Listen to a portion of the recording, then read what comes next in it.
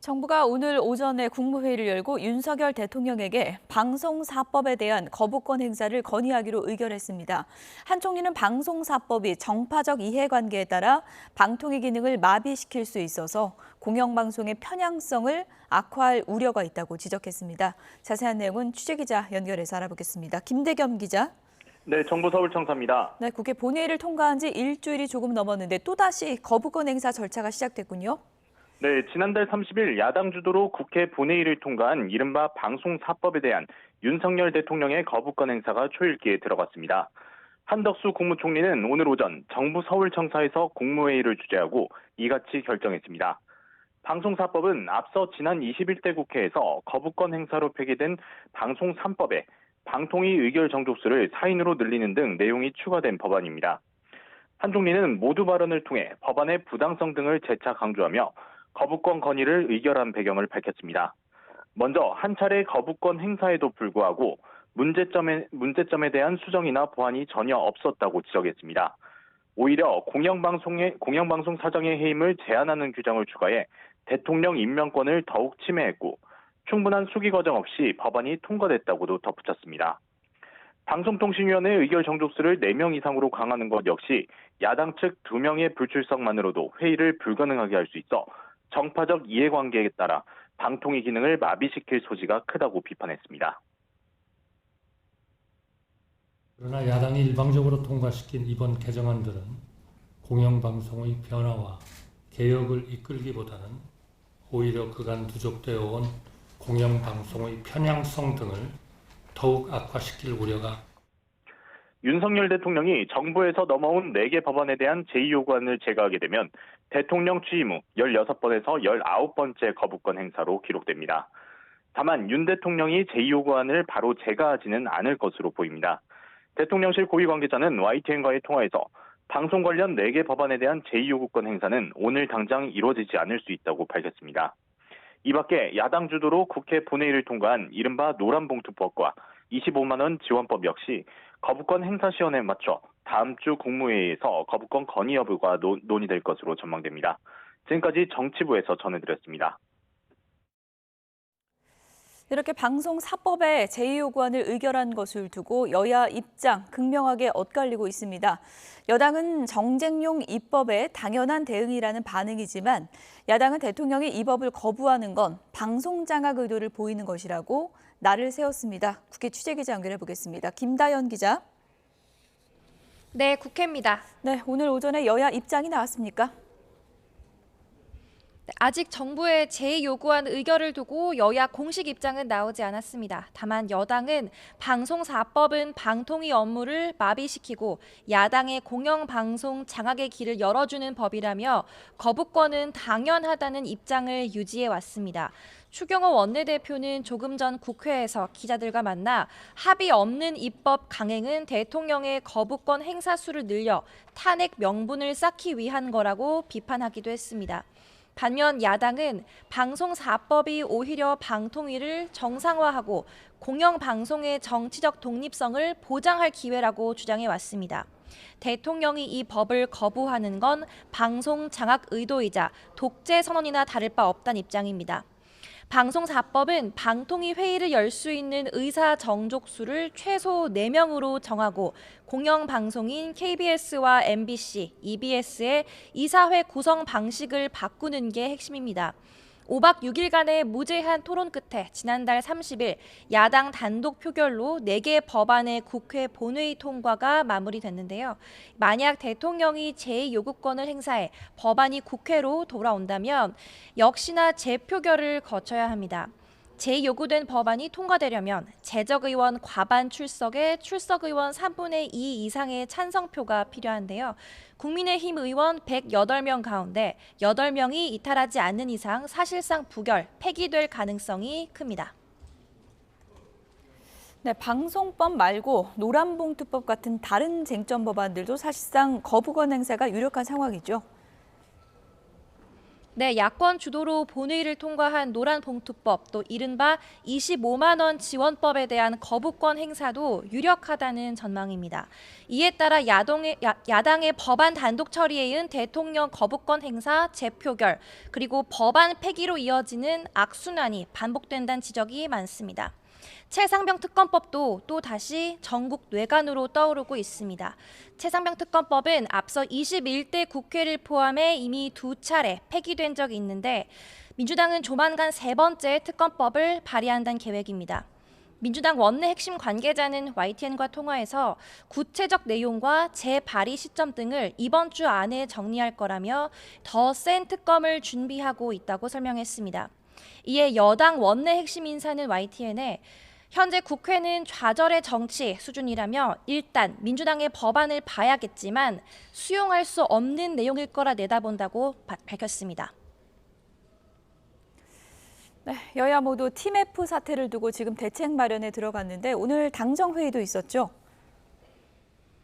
네, 국민의힘과 정부는 조금 전 당정회의를 열고 티몬, 위메프 정산 지연 사태 추가 대응 방안과 제도 개선 방향을 논의했습니다. 당에서는 한동훈 대표와 추경호 원내대표, 김상훈 정책위 의장, 또 관련 상임위 위원들이 참석했고요. 정부에서는 최상목 경제부총리 겸 기획재정부 장관과 오영주 중소벤처기업부 장관 등이 함께했습니다. 당정은 일반 상품의 경우 신용카드와 결제 대행사를 통해 이번 주 안에 환불이 완료될 수 있도록 지원하겠다라고 약속했습니다. 또 피해 기업에 대해서는 2천억 원 규모의 긴급 경영 안전 자금을 지원하고 3천억 원 규모의 신용 보증기금 금융 지원 등 긴급 유동성을 추가로 공급하기로 했습니다. 민주당은 이번 사태와 관련해 별도의 전담팀 TF를 구성하고 오늘 1차 회의를 열었습니다. TF 단장을 맡은 국회 정무위원회 소속 천준호 의원은 이번 사태의 원인으로 기업인의 탐욕과 윤석열 정부의 무능을 꼽았습니다. 그러면서 이복현 금융감독원장과 한기정 공정거래위원장 등 책임자를 문책하고 정부 대책의 실효성을 점검하는 게 중요하다고 강조했습니다. 오후에는 장철민, 이정문 의원이 피해 판매 업체들과 간담회를 열고 구체 방안 등을 모색한다는 계획입니다. 지금까지 국회에서 YTN 김나연입니다. 어제 폭락했던 우리 주식시장이 오늘은 폭등했습니다. 주가 널뛰기에 오전에는 매수 사이드카가 발동됐는데요. 주식시장 상황은 취재기자 연결해서 알아보겠습니다. 이형원 기자. 네, 한국거래소입니다. 어제 오전엔 매도 사이드카가 발동되더니 오늘은 매수 사이드카가 발동됐군요. 네, 오늘 오전에 코스피와 코스닥 모두 매수 사이드카가 발동됐습니다. 어제 폭락에 이어 오늘은 폭등하면서 정반대의 긴급 조치가 내려진 건데요.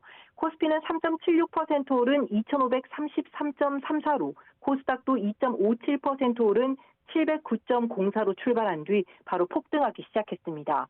이에 한국거래소가 개장 6분 만인 오전 9시 6분쯤 코스피와 코스닥에 매수 사이드카를 발동했습니다. 매수 호가 효력을 5분 동안 일시 정지하는 조치인데요. 시장이 너무 과열되자 잠시 식힐 수 있는 시간을 준 겁니다. 코스피 매수 사이드카는 코스피 200 선물 지수가 5% 이상 올라 1분 동안 지속하면 발동되는데 2020년 6월 이후 처음입니다. 코스닥 매수 사이드카는 코스닥 150 선물이 6% 이상 오르고 코스닥 150 지수가 3% 이상 올라 동시에 1분 동안 계속되면 발동됩니다. 코스닥 사이드카 발동은 지난해 공매도가 전면 금지됐던 11월 6일 이후 처음입니다. 사이드카 발동 이후에도 계속 오르던 주식은 조금 주춤해진 상태입니다. 현재 코스피는 3% 올라 2,515 안팎을 오가고 있고요. 이 코스닥은 5% 오른 727대에서 움직이고 있습니다. 네, 그야말로 극과 극인데 이렇게 변동성이 큰 이유는 어떤 거죠?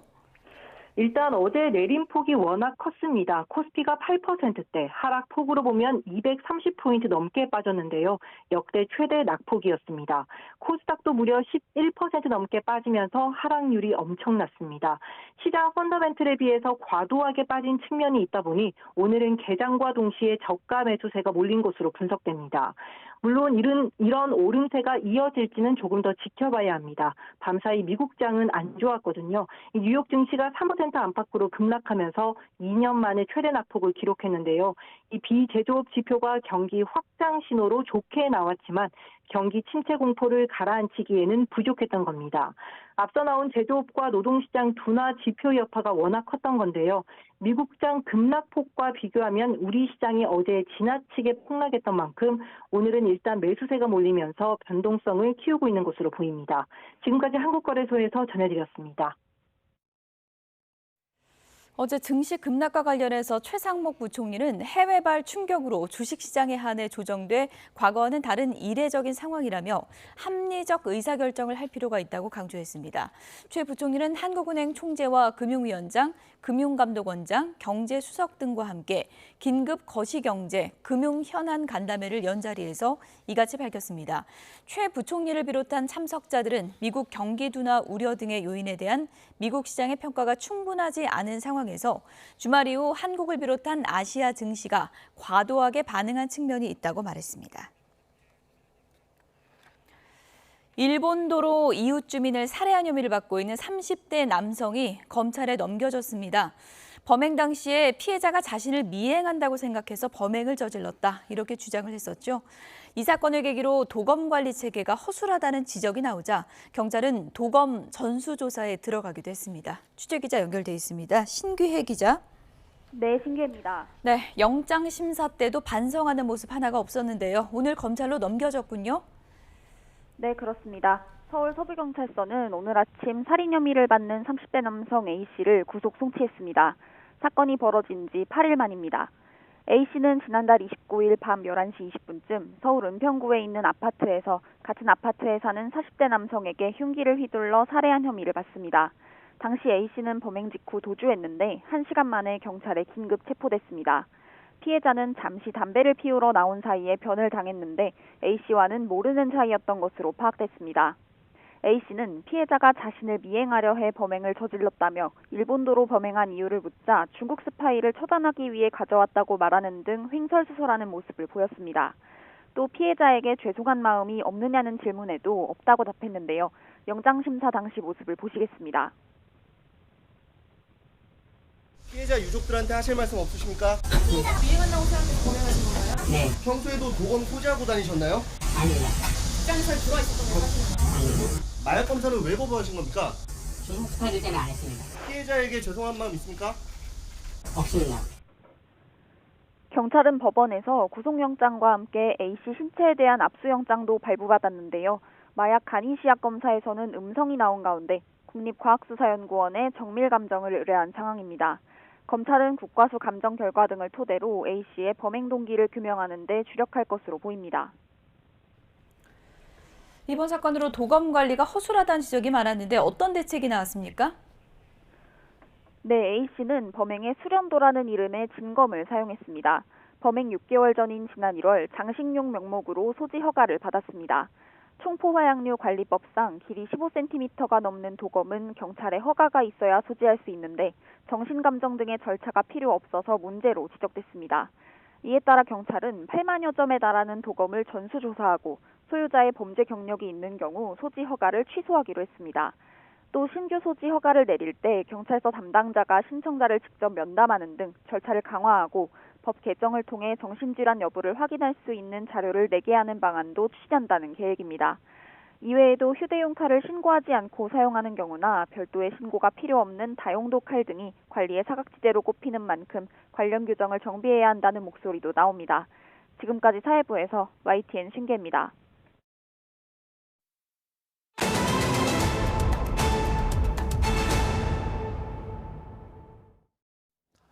아파트 지하주차장에서 발생한 전기차 폭발 화재 여파로 큰 피해가 발생했는데요. 피해가 막심했던 만큼 이후에 배보상 절차를 두고도 많은 진통이 예상됩니다. 김철희 기자가 짚어봤습니다. 지난 1일 인천 청라동 지하주차장에서 난 불은 꼬박 8시간 20분이 지나서야 꺼졌습니다. 주차된 전기차 한 대에서 불이 시작됐지만 피해를 본 차량은 140여 대에 달했고 수백 세대가 단수와 단전 피해를 봤습니다. 지금 이불이며 옷이며 다 까만 분진에 쌓여 있고 아무것도 전기, 수도 하나도 안 들어요. 피해가 컸던 만큼 이후 구제 절차에도 관심이 쏠립니다. 우선 피해 입주민들은 각자 가입한 자동차 보험이나 아파트 단체 화재 보험을 통해 보상을 받을 거로 전망됩니다. 이후엔 보상을 진행한 보험사가 화재 차주가 가입한 보험사에 구상권을 청구하는 절차가 이어집니다. 화재 차주 보험사는 다시 차주나 자동차 제조사, 배터리 업체 등의 구상권을 청구하게 되는데 화재 원인에 따라 각자가 부담하는 배상금액 수가 달라질 전망입니다. 지금 사고의 원인이 밝혀져 있지가 않잖아요. 그렇기 때문에 이것이 해당 차량, 이 전기차 자체의 제조사의 결함이 있었다면은 제조사와 이 보험사 간의 어떤 구상 문제가 남을 것이고, 문제는 화재로 차가 모두 타버려 정확한 원인 파악이 쉽지 않다는 겁니다. 정확한 책임 소재를 가리기 위해 이해 관계자들이 법정 다툼에 돌입할 가능성이 큽니다. 국가세 조사 들어가더라도 원인 파악하기 어려울 거예요. 너무 높기 때문에 원인을 다 녹아버리기 때문에 원인 파악이 불가능해요. 보험사 보장 범위를 넘어가는 손해가 발생해 피해를 제대로 구제받지 못했다면 입주민들 역시 집단 소송에 나설 수 있습니다. 유례가 없는 피해에 잘잘못을 따지는 일부터 쉽지 않은 만큼 현실적인 수준의 보상이 주어지기까지는 많은 시간이 걸릴 전망입니다. YTN 김철입니다. 오늘 새벽 5시쯤 충남 금산군 금산읍의 한 주차타워에 주차된 전기차에서 불이 났습니다. 현장에 출동한 소방대는 불이 붙은 전기차를 견인차로 밖으로 끌어낸 뒤 질식포를 덮어 1시간 30여 분 만에 불을 껐습니다. 경찰과 소방당국은 전기차 배터리에서 불이 시작된 것으로 보고 정확한 화재 원인을 조사하고 있습니다. 전국이 열돔에 갇히면서 열흘 넘게 뜨거운 날씨가 이어지고 있습니다. 특히 전통시장은 상인들도 지치고 손님들의 발길도 끊겨서 걱정인데요. 현장에 나간 취재기자 연결해서 자세한 이야기 들어보겠습니다. 이현정 기자. 네, 서울 신당동 중앙시장에 나와 있습니다. 네, 지금 더운 날씨에 상인들의 고충도 이만저만이 아닌 것 같아요. 네, 제가 3시간 전부터 이곳에 나와 있었는데요. 조금 전부터 열기를 식히기 위해 쿨링포그가 분사되고는 있지만 아직도 여전히 조금 덥습니다. 한참 북적여야 할 시간인데도 불구하고 뜨거운 날씨 탓인지 손님들 발길은 드문드문 이어지고 있습니다. 현재 서울 기온은 30도에 가까운데요. 상인들 얼굴에도 더위에 지친 기색이 역력합니다. 이 폭염이 하루빨리 끝나기를 바라는 목소리가 여기저기서 터져 나왔는데요. 직접 들어보시겠습니다. 더워서 시장에 안 나와요, 손님들이. 3분의 1로 줄었어요. 많이 찾아와야 되는데 안 찾아와요. 마트로 다 가고요. 서울 전역에 일주일째 폭염 경보가 내려진 가운데 오늘 서울 한낮 기온은 33도까지 오르겠습니다. 습하기까지 한 탓에 체감온도는 1, 2도는 더 높은 35도에 이를 것으로 보이는데요. 서울시는 폭염 종합지원 상황실을 강화하고 각 자치구에서도 냉방과 응급구호 물품을 비축하고 있습니다. 오전 9시부터 오후 6시까지 누구나 2,200개가 넘는 무더위 쉼터에서 햇빛을 피할 수 있는데요. 자세한 위치와 폭염 대비 행동 요령은 다산 콜센터 120번에 문의하거나 서울시 재난안전 정보 포털인 서울안전누리에 접속하면 확인할 수 있습니다. 오전 10시부터 오후 4시까지는 도심 곳곳에 살수차 190여 대를 투입해 주요 간선도로와 일반 도로의 물청소도 두세 차례 실시합니다.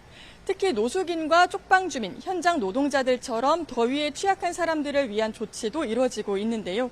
안개를 분사해 열기를 식히는 쿨링포그는 이곳 중앙시장을 포함해 서울역과 쪽방촌 골목 등 100여 곳에서 가동되고 서울시 발주공사장에서는 불가피한 경우를 제외하고는 오후 2시부터 5시까지 야외 작업 중단 원칙을 적용합니다. 하지만 이런 대책에도 불구하고 올해 온열 질환자는 어제 하루만 112명이 늘어 누적 1,690명으로 집계됐는데요. 또 사망자도 2명이 추가돼 벌써 14명에 달합니다. 무더위에 오랫동안 노출되면 열사병과 열경련 등 온열 질환에 걸릴 위험성이 커져 조심하셔야 하는데요. 심할 경우 사망에 이를 수 있는 만큼 어지럽거나 숨이 가쁘다면 즉시 시원한 곳으로 이동해 체온을 낮춰줘야 합니다. 기상청은 입추인 내일도 무더위가 지속될 것으로 내다보고 있습니다. 특히 노약자는 외출을 자제하시고 나가실 경우 틈틈이 수분 섭취를 해주시는 게 중요하겠습니다. 지금까지 서울 신당동 중앙시장에서 YTN 이현정입니다.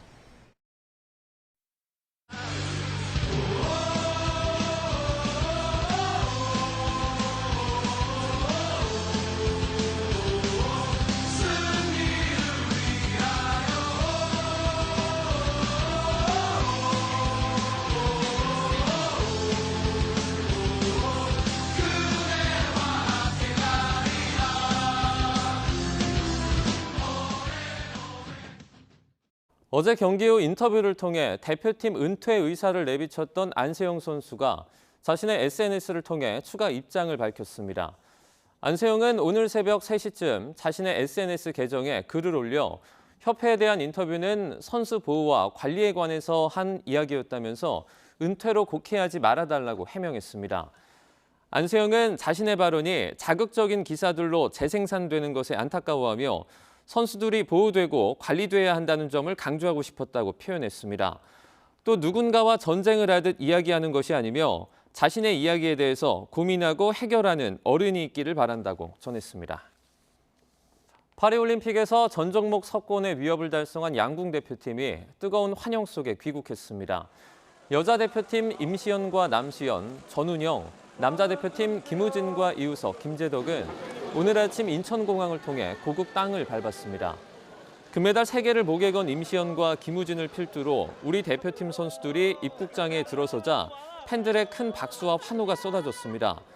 우리 대표팀은 혼성전이 신설된 이후 처음으로 금메달 5개를 휩쓸었고 여자 대표팀은 단체전 10연패, 남자 대표팀은 단체전 3연패를 달성했습니다.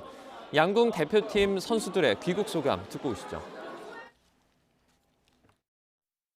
이번 파리올림픽에서 개인전, 그다음에 혼성전, 단체전에서 금메달을 모두 따게 돼서 매우 기쁘게 생각하고요.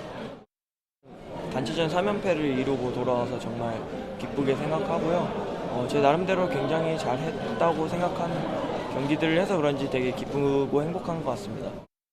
베테랑급 선수 김우진 선수랑 이우석 선수랑 함께 금메달을 따서 영광이고요. 이번 주 휴가를 받아가지고 본가에 내려갔다 오려고 하고 있습니다. 그래서 조금 맛있는 것도 많이 먹고 집에서 잠도 많이 자고 좀 아무 생각 없이 좀 쉬고 싶어요. 저도 다음 대회를 또 준비해야 되기 때문에 컨디션 조절을 해야 될 것 같아서 아무것도 안 하고 정말 푹 쉴 것 같습니다.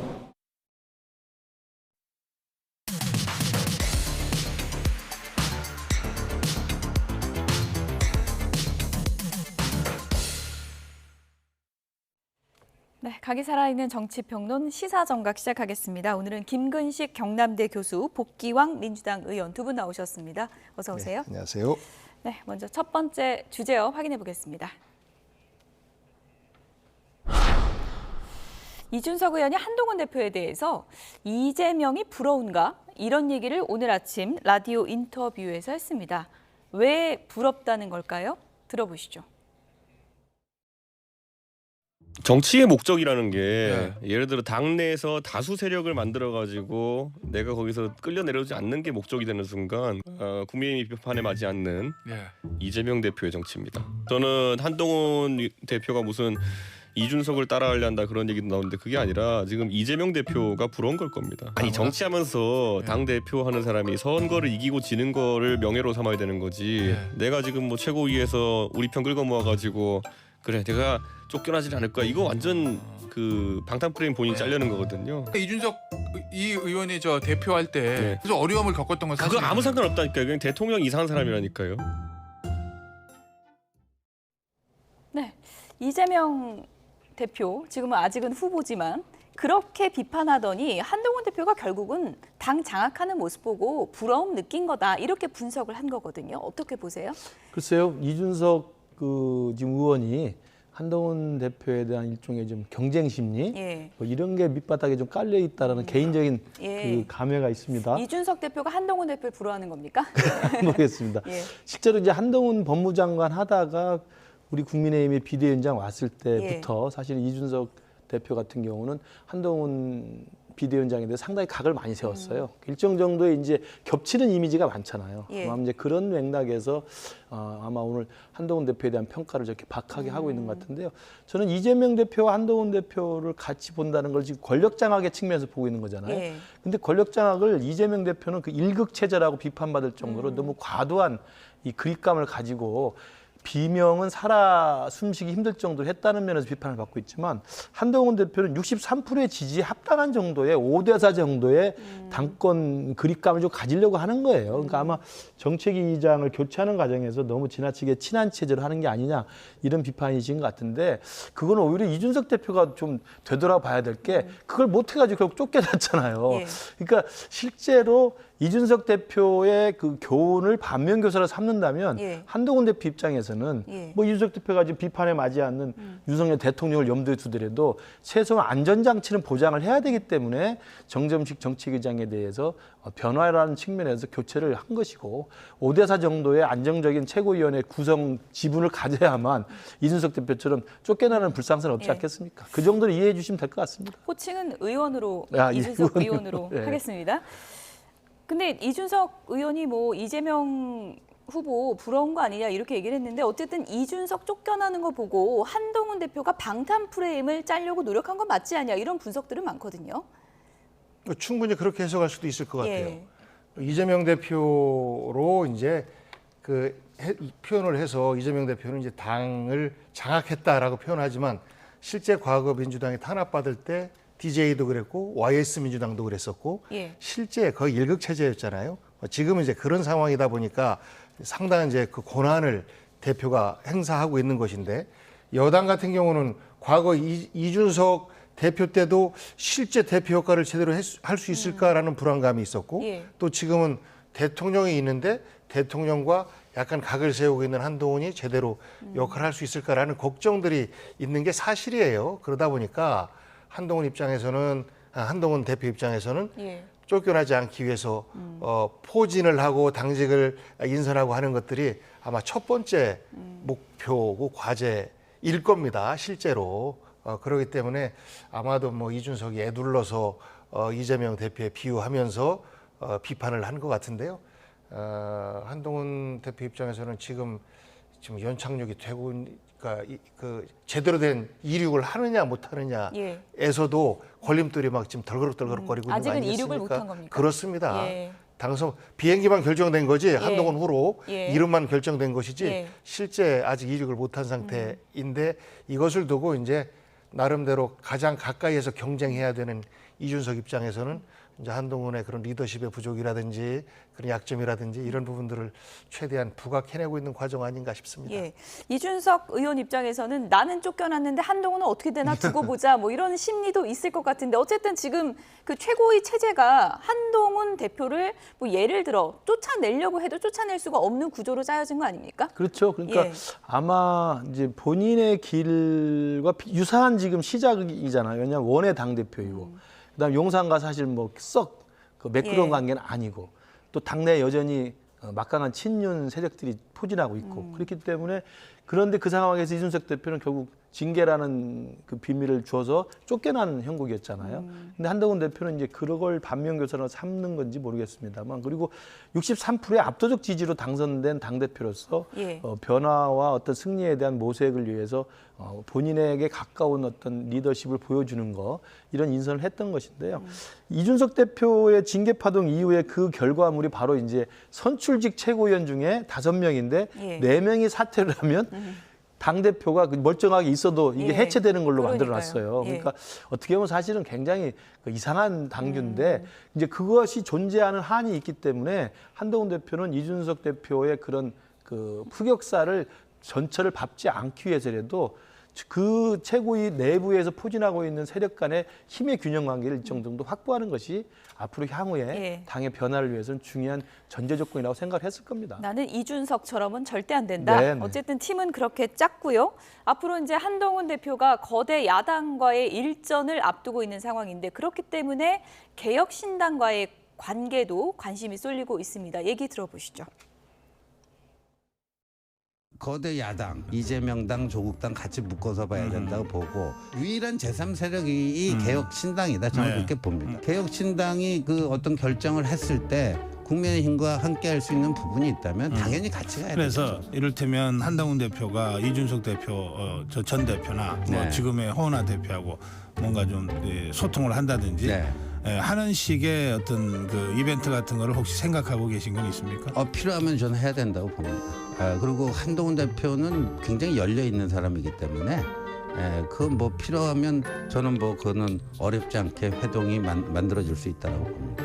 아마 언론의 관심은 혹시 개혁신당과 뭐가 되려나 여기에 좀 쭉 꽂혀 있는 것 같아서. 아니 저보다 그렇게 아끼던 예찬이 하던 장예찬 전 최고위원하고 먼저 푸세요. 그러면 개혁신당 입장에서 보면 국민의힘과의 미로의 관계는 없다. 전혀 없는데요. 아니 생각해 보세요. 가장 마지막 이력이 남한테 사진 주면서 이준석이 좀 까달라고 했던 사람한테 무슨 그게 있습니까? 그래서 이준석이 좀 까달라고 했던 사람한테 무슨 그게 있습니까? 일각에서는 합당 가능성까지 예측을 하고 있지만 이준석 의원 반응을 보면 뒤끝이 상당한 것 같은데요. 좀 유치해 보이지 않아요? 유치해 보이십니까? 본인은 진지한 것 같은데요. 자기들 감정도 있는 것 같고 예. 그리고 또 이제 개혁신당 입장에서는 국민의힘의 대안으로서 이준석밖에 없다. 예. 이것을 계속해서 이제 부각시켜내야 되니까 지금 현재의 국민의힘 내부의 어떤 그 권력 다툼이라든지 이런 것들을 최대한 이제 비판을 하려고 하는 것인데 예. 신지호 의원 멘트 중에서 제3당은 개혁신당밖에 없다라는 말을 들으면 아마 조국 혁신당도 굉장히 좀 서운해할 거고 또 진보당도 의원 숫자가 3분이에요. 예. 거기도 좀 서운해할 것 같습니다. 예. 그 제3세력이 분명히 존재를 해요. 하지만 이제 범야권이다 보니까 범야권 내에서 개혁신당만 약간 일종의 그 뭐 철저한 등거리라고 해야 되나요? 그러니까 민주당과 국민의힘 내에서 어떤 부분은 민주당과 또 어떤 부분은 국민의힘과 뭐 이런 이제 모습을 취하고 있어서 그 제3당이라고 했던 것 같은데 저는 이제 뭐 이런 다툼보다 우선적으로 한동훈 대표가 대표로서 그냥 우리가 그동안 해왔던 대로 관례? 야당 대표들한테 인사는 가야 될 거 아닙니까? 그런 것도 안 해요. 예. 만약에 이재명 대표가 당선이 되면 누가 대표든지 간에 야당 대표들 쭉 소수 정당이라도 인사를 갈 텐데 한동훈 대표는 그동안의 그런 관례가 다 불필요하다라고 생각해서 그런지 제가 알기로는 조국 대표랑 만남이 추진됐는데 좀 불발됐다고 제가 그 얘기는 좀 들었던 것 같아요. 그럼에도 불구하고 예. 소수당 일정 되는 데부터 먼저 찾아가기도 하고 하는 거거든요. 그래서 저는 한동훈 대표의 어떤 그 정치적 입장, 판단에 따라서 여야가 협치의 길도 열릴 수가 있는데 처음부터 뭐 다른 그 당내 기싸움이나 이런 부분에 매진하고 여야의 협치의 대표로서의 당사자로서의 자기 역할 부분 이 부분에 대해서는 거의 지금 뭐 사라졌지 않습니까? 그래서 저는 그 부분을 좀 부각시켜내고 그 여야의 대화에 나서는 대표의 모습을 좀 보여달라라고 요청하는 것이 좀 지금 시기에 좀 바람직한 것 아닌가 야권으로 싶습니다. 적극적으로 발을 넓히는 부분도 이제 중요할 테고요. 그럴 때의 그분의 리더십도 저는 충분히 인정되고 강화될 것이라고 봐요. 개혁신당 같은 경우에는 제가 이준석 의원 심리를 좀 잘 모르겠는 게 제가 일전에 인터뷰할 때 한동훈 비대위원장 시절에 전화 올까 봐 전화기도 꺼놓는다고 막 그랬었거든요. 한동훈 대표에 대해서 어떤 심리를 갖고 있는 걸까요? 아까 제가 이제 경쟁자로 인식하는 그래서 이제 한동훈 대표와의 왜냐하면 이게 같은 파일을 놓고 경쟁하는 상대일 수밖에 없는 게 이준석 대표 입장에서 생각해 보십시오. 우리 국민의힘이 기존의 당정 관계처럼 용산에 오다만 받고 용산에 줄서기 하는 친윤 세력들이 주류가 되고 용산하고 그냥 따라가서 용산 당정 일체로 갈수록 이준석 대표는 자기 파이가 넓어지죠. 사실은 그 덕분에 동탄에서 당선된 거 아니에요? 그런데 갑자기 한동훈 당대표 체제가 오면서 용산하고 일정하게 거리를 유지하고 그다음에 오히려 당의 변화와 혁신을 이야기하는 사람들이 주류가 되고 오히려 친윤 세력들이 숨죽이고 있고 이러다 보니까 이준석 대표는 자기가 확보했던 정치적 입지가 쪼그라드는 상황이 되는 거예요. 그래서 저는 당연히 저렇게 반응을 보일 수 있는데 좀 그러니까 어른스럽지 못한 반응이죠. 이준석스럽다라고 또 말하면 또 이준석을 지지하는 분들이 제 페북에 와서 난도질을 하겠지만 어찌됐든 간에 훨씬 더 이제 국회의원 배지도 예. 달고 그다음에 개혁신당으로서 자기 정치적 입지를 위해서는 한동훈 대표와 선의의 경쟁을 하는 게 맞지. 예. 장해찬 전 최고가 말한 확인되지도 않은 한동훈 비대위원장은 분명히 그걸 부인하지 않았습니까? 확인되지도 않은 그런 의혹 하나를 그냥 툭 던지면서 이런 사람하고 무슨 제가 같이 가겠습니까? 라고 하는 것 자체가 여전히 이준석 의원은 조금 더 정치적 내공을 좀 예. 키워야 되겠다라는 제가 쓴소리를 한번 드리고요. 오히려 이제 아까 우리 복귀양 의원님께서 말씀하신 것처럼 한동훈 대표가 내부에 이제 일정 정도의 그 인선이 마무리됐으면 예. 당연히 야당과 협치의 노력을 해야 된다고 생각합니다. 예. 근데 이제 제가 알기로도 그렇고 지금은 이제 전당대회 기간이잖아요, 민주당은. 지금 대표가 없는 기간이에요. 그래서 예. 전당대회가 끝나면 이재명 대표가 되겠지만 당연히 이재명 대표 예방해서 면담하고 인사하고 조국 그다음에 허은하 저는 다 인사할 거라고 생각하고 그건 우리 당내에서도 한동훈 대표가 다 준비를 하고 있는 것으로 알고 있습니다. 네. 야권 그 말씀하실 거 대해서 있으실까요? 예. 그러면 이제 이재명 대표가 선출이 되잖아요. 예. 선출이 되면 누가 먼저 인사를 가야 되는 게 맞아요. 우리가 먼저 가야죠. 그러니까 당대표 권한대행이라도 예. 가서 예. 찾아서 인사하고 그러면 다음에 민주당의 당대표로 뽑히는 분이 또 자연스럽게 가서 인사하고 이러면서 대화의 숫자가 늘어나고 예. 협치의 길이 조금씩 보이고 이러는 건데 전당대회 전이라도 갔어도 된다 그런 말씀이시죠? 전당대회 전에 분명히 예. 박찬대 권한대행이 있어요. 예. 이분한테 예방을 오는 겁니다. 예. 그것도 고려해 보겠습니다. 근데 어쨌든 야당 대표라 면담 예방 인사는 철저히 처음부터 준비하고 있다는 말씀드립니다. 예. 한동훈 대표가 일단 야당과의 관계에도 그렇지만 지금 당내에서 굉장히 좀 발을 넓히면서 스킨십을 강화하고 있습니다. 이른바 식사 정치를 시작했는데요. 함께 보실까요? 어제는 6선의 조경태, 5선의 권성동 의원과 오찬, 오늘은 주호영, 권영세, 윤상현, 조배숙 의원 등과 점심 식사를 한다고 하고요. 8일 4선 의원들과 오찬을 한다고 합니다. 당 중진 의원들과 날짜를 이렇게 잡아서 점심 식사를 하면서 이런저런 얘기를 한다고 하는데 한동훈이 뭐 달라졌다 이런 얘기도 좀 있는 것 같습니다. 저것도 사실은 당연히 당대표가 되고 당 체제를 정비한 다음에는 해야 될 행보 중에 기본 ABC죠. 먼저 이제 그 전당대회에서 당대표를 놓고 경쟁했던 분들하고 사실은 묵힌 그 감정도 풀고 그다음에 당의 주요한 원로분들에게 지혜를 구하는 건 당연한 수준이라고 생각합니다. 그래서 아마 어제부터 이제 5선 의원 오찬을 시작했고 오늘 계속 이어서 4선 이상 중진들과 만남을 지금 주선하고 있고요. 예. 제가 알기로는 그 오찬을 하면서 주로 경청하는 걸로 좀 들고 있습니다. 그러니까 지금 당에서 사실 당생한 걸로 치면은 한동훈 대표가 저보다도 당생할 기간은 짧잖아요. 그렇죠. 그러니까 사실은 5선, 4선 정도 하면서 우리 국민의힘에서 오랫동안 국민의힘의 역사와 전통과 일정 정도의 흐름을 다 알고 있는 원로들, 중진들에게 그동안의 이야기에 대한 조언도 좀 듣고 여러 가지 이야기를 경청하는 그런 자리여야 된다고 생각하고 그런 입장에서 스케줄을 잘 잡아서 준비를 하고 있는 것으로 알고 있습니다. 네. 그래픽 다시 한번 좀 보여주실까요? 제가 누구랑 점심 잡았나 그 면면을 좀 자세히 봤더니 첫날 권성동 의원이요. 친윤이고 한동훈 대표에 대해서 굉장히 비판을 많이 한 의원이거든요. 좀 앞부분에 잡은 게 좀 이유가 있을까요? 선수로 잡지 않았나 싶기도 하고 예. 또 권성동 의원 같은 경우는 대통령과 매우 친하다. 예. 과거에 체리따봉을 예. 받았을 정도로 사적인 어떤 그 관계까지 갖고 있는 분이기 때문에 친윤 인증하신 분. 예, 예. 친윤과 함께 하고자 하는 어떤 예. 그 정치적 메시지도 포함된 것 같아요. 예. 한동훈 대표는 이제 두 가지 숙제가 있는 거죠. 하나는 앞으로 윤석열 대통령 임기가 3년이 남았기 때문에 대표 임기는 2년이지 않습니까? 그 2년 동안에 그 대통령 측과 제대로 된 협력을 통해서 성공적인 여당의 운영 플러스 국정의 성공까지도 함께 만들어내야 되는 협력자이면서 협력을 받아야 되는 예. 이런 것이 있고 또 하나는 그러면서 동시에 윤석열 대통령과 다른 본인의 정책 입지를 또 만들어야 되는 이 두 가지 숙제를 다 그 어쨌거나 해내야 되는 건데 그 첫 번째로는 친윤과 손을 잡는 것을 선택하지 않았나 예. 이렇게 보이는 대목입니다. 예, 어쨌든 뭐 당내 친윤들과 소통을 넓히는 것도 당 장악하는 데 상당히 좀 중요한 부분일 테고 제가 궁금한 거는 네. 여기 명단에 아직 좀 원희룡 네. 전 장관이 없네요. 일단은 이제 예. 중진 다선 의원들로 일정을 잡아가는 거고요.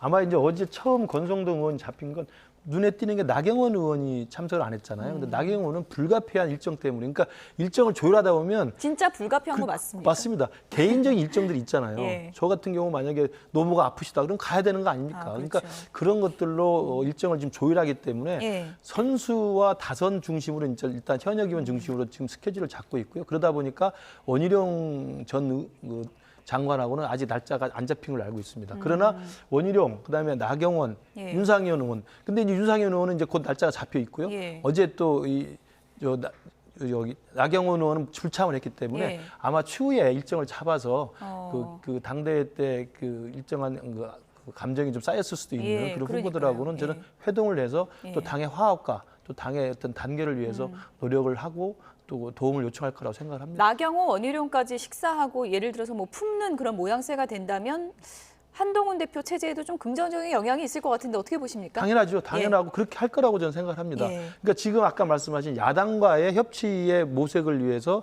야당 대표와 인사 면담 예방 또 협치의 어떤 시동을 거는 문제하고 그다음에 전당대회 때 같은 경쟁자하고 만나서 회동해서 문제를 푸는 문제하고 예.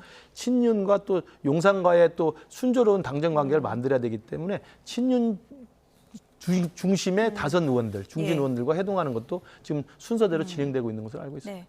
뭐 가까이 뭐 선거가 잡힌 것도 없고 일단 한동훈 호가 정책으로 좀 승부를 봐야 된다 이런 얘기들이 많이 나오고 있는데요. 한동훈 대표가 오늘 당정회의에서 주식시장이 워낙에 불안하다 보니까 금투세 폐지해야 된다. 이거 민주당과 초당적으로 좀 논의하자 이렇게 제안을 했습니다.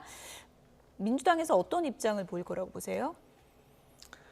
금투세와 관련해서 여러 가지 갑론을박들이 있죠. 예. 하지만 이제 폐지 반대를 하는 가장 중요한 논거는 결국은 이 금투세가 폐지되면서 혜택을 받는 사람들은 거대 자산가밖에 없다. 실제 어느 정도 규모의 일반 국민들이 또 특히 개미 투자자들 같은 경우에는 예. 현재나 혹은 뭐 폐지하나 아무런 상관이 없다. 오히려 그 현재 유예되고 있는 법안을 적용했을 때 더 많은 혜택을 볼 수가 있다라고 하는 건데 지금 현재 유예되고 있는 그 법안을 아예 그 시행조차 하지 않고 폐기됐을 때는 거대 자산가만 혜택을 받는 것이라 예. 사실 세금을 마치 더 많이 걷는 듯한 프레임을 씌우고자 하는 국민의힘의 지금 의도가 있어 보이는데 이번에 어제 이제 증시 폭락 사태는 금투세하고는 전혀 다른 그 세계 경제라든지 일본의 그 이자율 상승이라든지 이런 조치들 때문에 벌어진 것인데 이것을 갑자기 자그마한 이런 예. 법으로 얘기하는 그 작은 정치 술수죠. 예. 그래서 이 금투세 문제는 정말 열어놓고 국민들과 함께 이야기를 예. 해서 풀어나가야 될 부분이지 거래할 어떤 부분은 아니다라는 말씀드립니다. 부자감세적 측면이 있다. 반론도 좀 들어봐야 될 것 같은데요. 근데 이제 금투세에 예. 대해서는 민주당의 당론이 사실은 반대 입장이었잖아요. 금투세 폐지에 대해서는. 예. 그러나 이제 왜 한동훈 대표가 저걸 꺼내 드냐면 뭐 굳이 어제 증시 폭락이라는 사태뿐만이 아니라 예.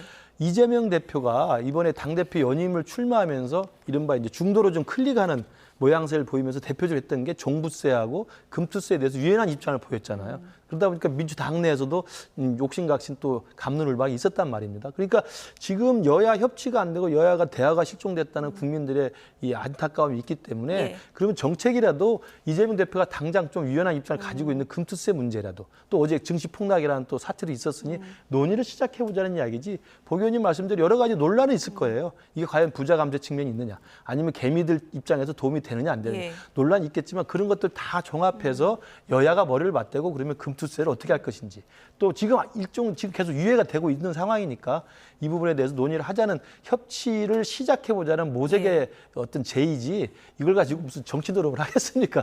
있는 그대로 받아주시면 좋을 것 같습니다. 예, 어쨌든 뭐 주식이 폭락하는데 대통령이 무슨 휴가냐 민주당이 이렇게 강하게 비판하기도 했는데요. 윤석열 대통령의 휴가 관련해서 다음 주제요 보여주시죠.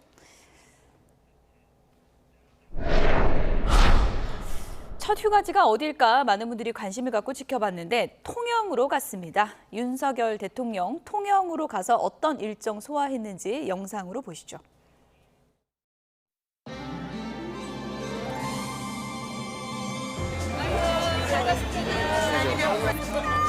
아는 분이겠죠.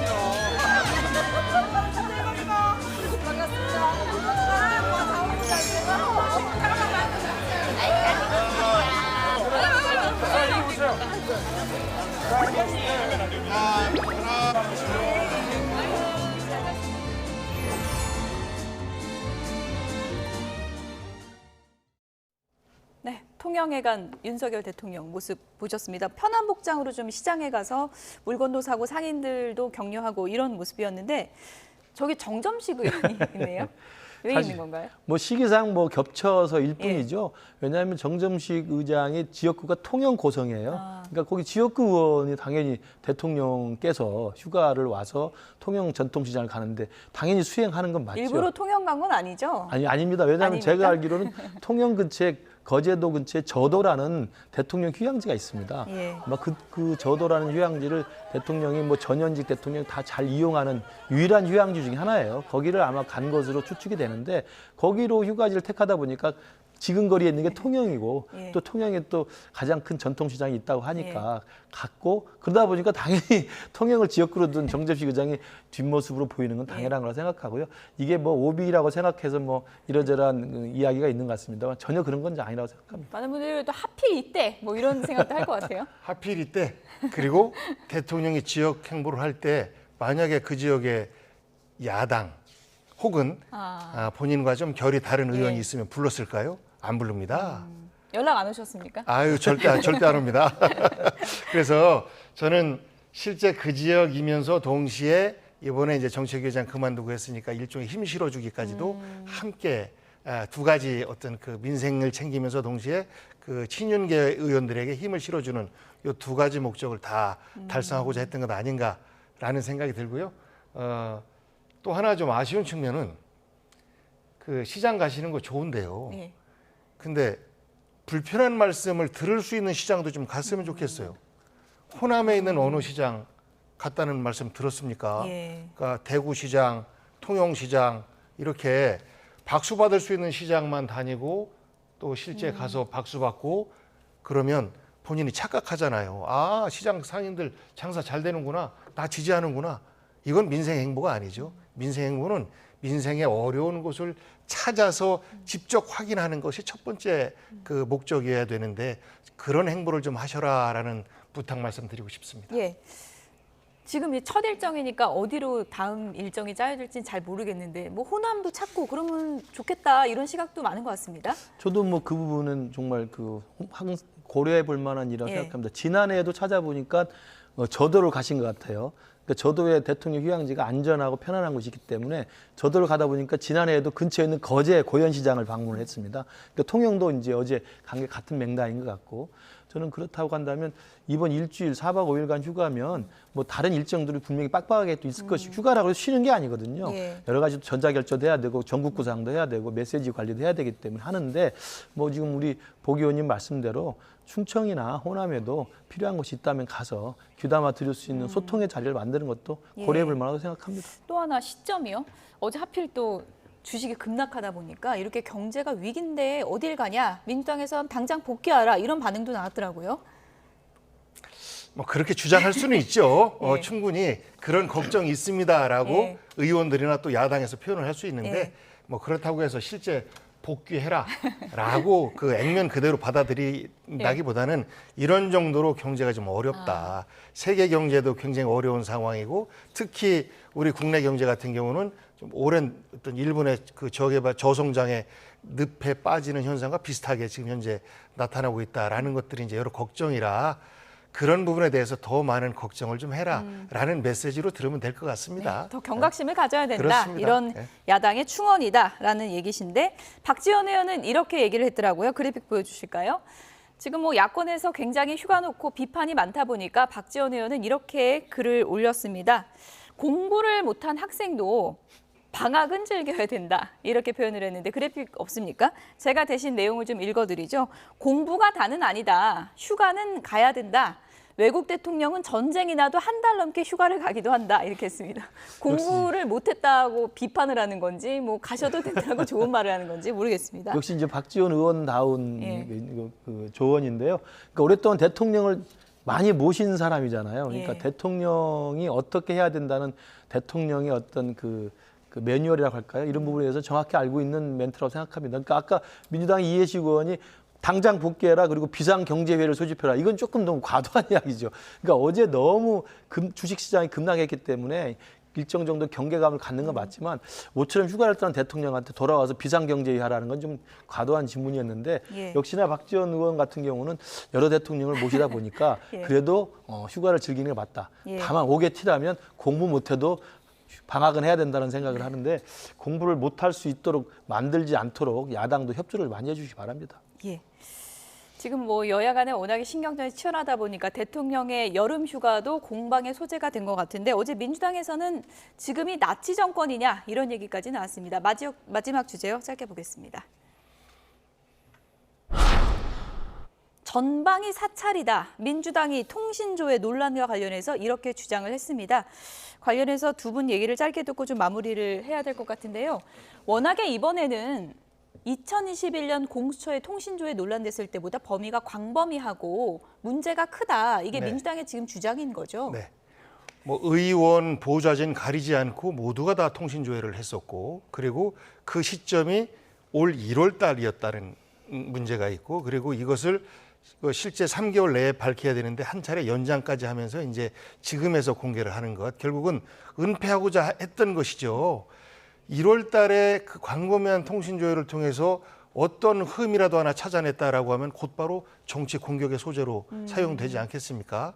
그렇기 때문에 그 하다못해 8급 비서관의 그 전화까지도 했다라고 하는 민주당 것은 의원분들은 어느 정도 그런 걸 받으셨나요? 현재 그래서 몇 명이나 실제 됐는지 예. 좀 자료를 모으고 있는 중입니다. 의원님은요? 예, 저는 뭐 현직 의원이 아니었으니까 예. 저는 괜찮습니다만 예. 상당히 많은 의원들이 그랬군요. 해당되는 것으로 현재 그 이렇게 보고 막 자료가 모아지고 있고 예. 그래서 이거는 너무 과했다. 과해도 너무 과했다.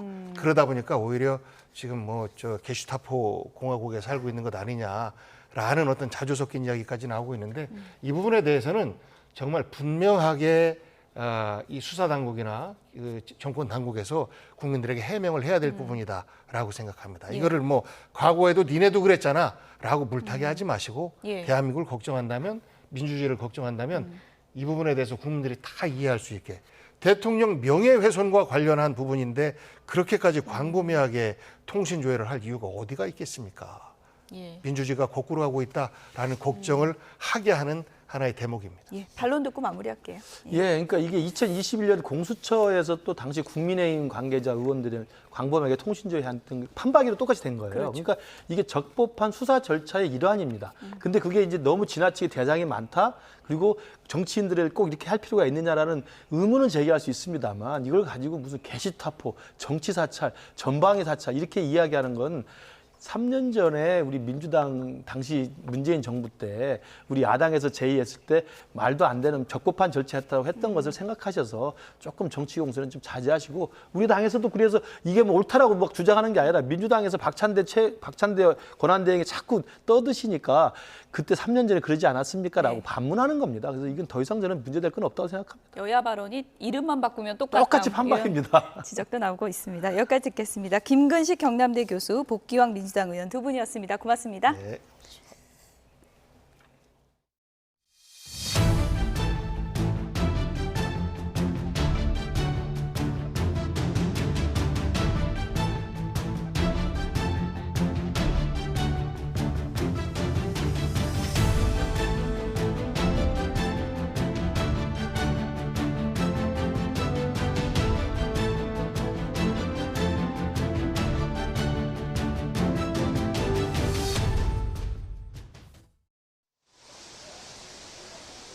연일 극심한 폭염이 이어지고 있습니다. 시원한 폭포수 앞에서도 끈적끈적한 공기로 숨쉬는 것조차 답답하게 느껴지는데요. 현재 서울 기온은 31도까지 올랐고 체감 기온은 32도까지 치솟았습니다. 한낮에는 더위의 기세가 더 강해지면서 체감 기온 34도까지 오르면서 한증막 같은 더위가 나타나겠습니다. 현재 서울 하늘은 구름 많은 가운데 구름 사이로 햇볕이 강하게 내리쬐고 있는데요. 전국 대부분 지역에 폭염경보가 발효 중이며 서울은 14일째, 부산은 20일째 폭염특보가 지속되고 있습니다. 한낮에는 서울 낮 기온이 33도까지 오르면서 찜통더위가 기승을 부리겠고 광주와 대구 34도로 더위의 기세가 더 강해지겠습니다. 이렇게 뜨거운 열기가 쌓이면서 대기 불안정으로 오늘도 전국 곳곳에 소나기가 지나겠는데요. 현재 소나기 구름이 만들어진 강원도철원은 시간당 30mm 이상의 비가 내리면서 호우주의보까지 발령됐습니다. 자세한 소나기 양을 살펴보면 오늘 밤까지 영남 내륙에 많게는 80mm 이상, 그 밖의 지역은 5에서 60mm의 소나기가 내리겠고 지역 간 강수 편차가 무척 크겠습니다. 특히 영서와 남부를 중심으로는 시간당 30에서 50mm의 호우가 벼락과 돌풍을 동반하며 쏟아질 수 있겠습니다. 계곡이나 하철의 물이 급격히 불어날 수 있는 만큼 피서철 안전사고에 각별히 유의하셔야겠습니다. 당분간 열대야와 찜통더위는 계속되겠고 대기 불안정으로 내륙 곳곳으로는 소나기가 자주 내리겠습니다. 목요일에는 기압골의 영향으로 서울 등 중서부 지방에 비가 내릴 전망입니다. 지난 4일까지 온열 질환자 수 사망자 7명을 포함해 총 1,700명 가까이 발생했습니다. 이렇게 더운 날씨에는 온열 질환에 걸리기 쉬운 만큼 충분한 휴식을 취해 주시길 바랍니다. 지금까지 YTN 함예진입니다. 최근 10여 년 동안 오전 시간대 온열 질환자 증가율이 낮 동안 발생한 환자 증가율의 2배를 웃돌았습니다. 질병관리청의 온열 질환 응급실 감시 체계를 보면 오전 6시에서 10시에 발생한 환자는 2011년 20명에서 지난해 265명으로 급증했습니다. 이보다 이른 오전 0시에서 6시 사이 환자도 10명에서 42명으로 늘었는데 이 2시간대 발생한 환자는 900%가 넘게 증가했습니다. 연일 이어지는 폭염과 열대야 영향으로 어제 오후 전력 수요가 역대 여름철 최대치를 기록했습니다. 전력거래소는 어제 오후 5시 기준 최대 전력 수요는 93.8기가와트를 기록했다고 밝혔습니다. 지난해 8월에 기록한 역대 여름철 최대 전력 수요보다 0.2기가와트 높은 수준입니다.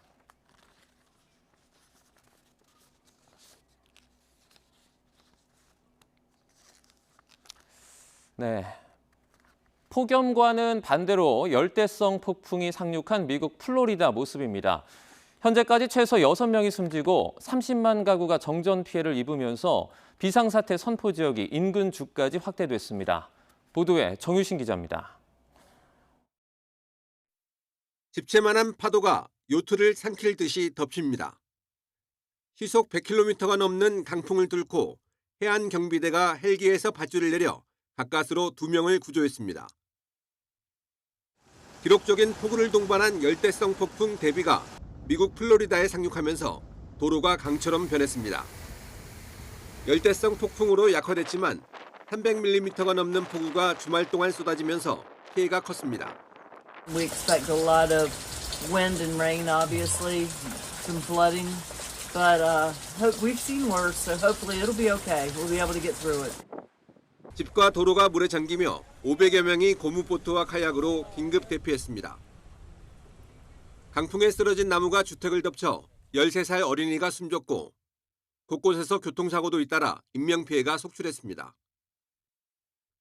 또 플로리다 주에서만 35만 가구가 정전 피해를 입었고 항공기 2천여 편이 결항돼 휴가철 여행객들의 발이 묶였습니다. 플로리다와 사우스캐롤라이나 주에 비상사태가 선포됐고 해안지대 주민들에게 대피령이 내려졌습니다. But it is a very saturating, wet storm. It's just going to be something we're going to be on alert for, not just throughout today, but for the next week. 미 국립기상청은 데비가 조지아와 사우스캐롤라이나주로 이동하면서 최대 700mm가 넘는 물폭탄이 쏟아질 수 있다고 경고했습니다. 비상사태 선포 지역이 확대되면서 러닝메이트 발표를 앞두고 있는 카멀라 해리스 부통령도 예정됐던 조지아 방문을 연기했습니다. YTN 정유신입니다. 어제 폭락했던 우리 주식시장이 오늘은 반등했습니다. 코스피는 3.76% 오른 2,533.34, 코스닥도 2.57% 올라 709.04로 문을 열었습니다. 상승 출발한 직후 폭등하면서 오전 9시 6분에 동반 사이드카가 발동됐습니다. 어제와 달리 오늘은 매수 사이드카가 발동돼 매수 호가 효력이 5분 동안 정지됐습니다. 코스피 매수 사이드카는 코스피 200 선물지수가 5% 이상 올라 1분간 지속하면 발동되는데 2020년 6월 이후에 처음입니다. 어제 낙폭이 워낙 컸던 만큼 저가 매수세가 몰리면서 주가를 끌어올린 것으로 분석됩니다. 이보다 앞서 오늘 새벽에 마감한 뉴욕 증시는 3% 안팎의 급락세를 보였습니다. 시장이 과잉 반응하고 있다는 반론에도 경기 침체 공포를 쉽게 떨치지 못하는 분위기입니다. 워싱턴에서 권준기 특파원입니다.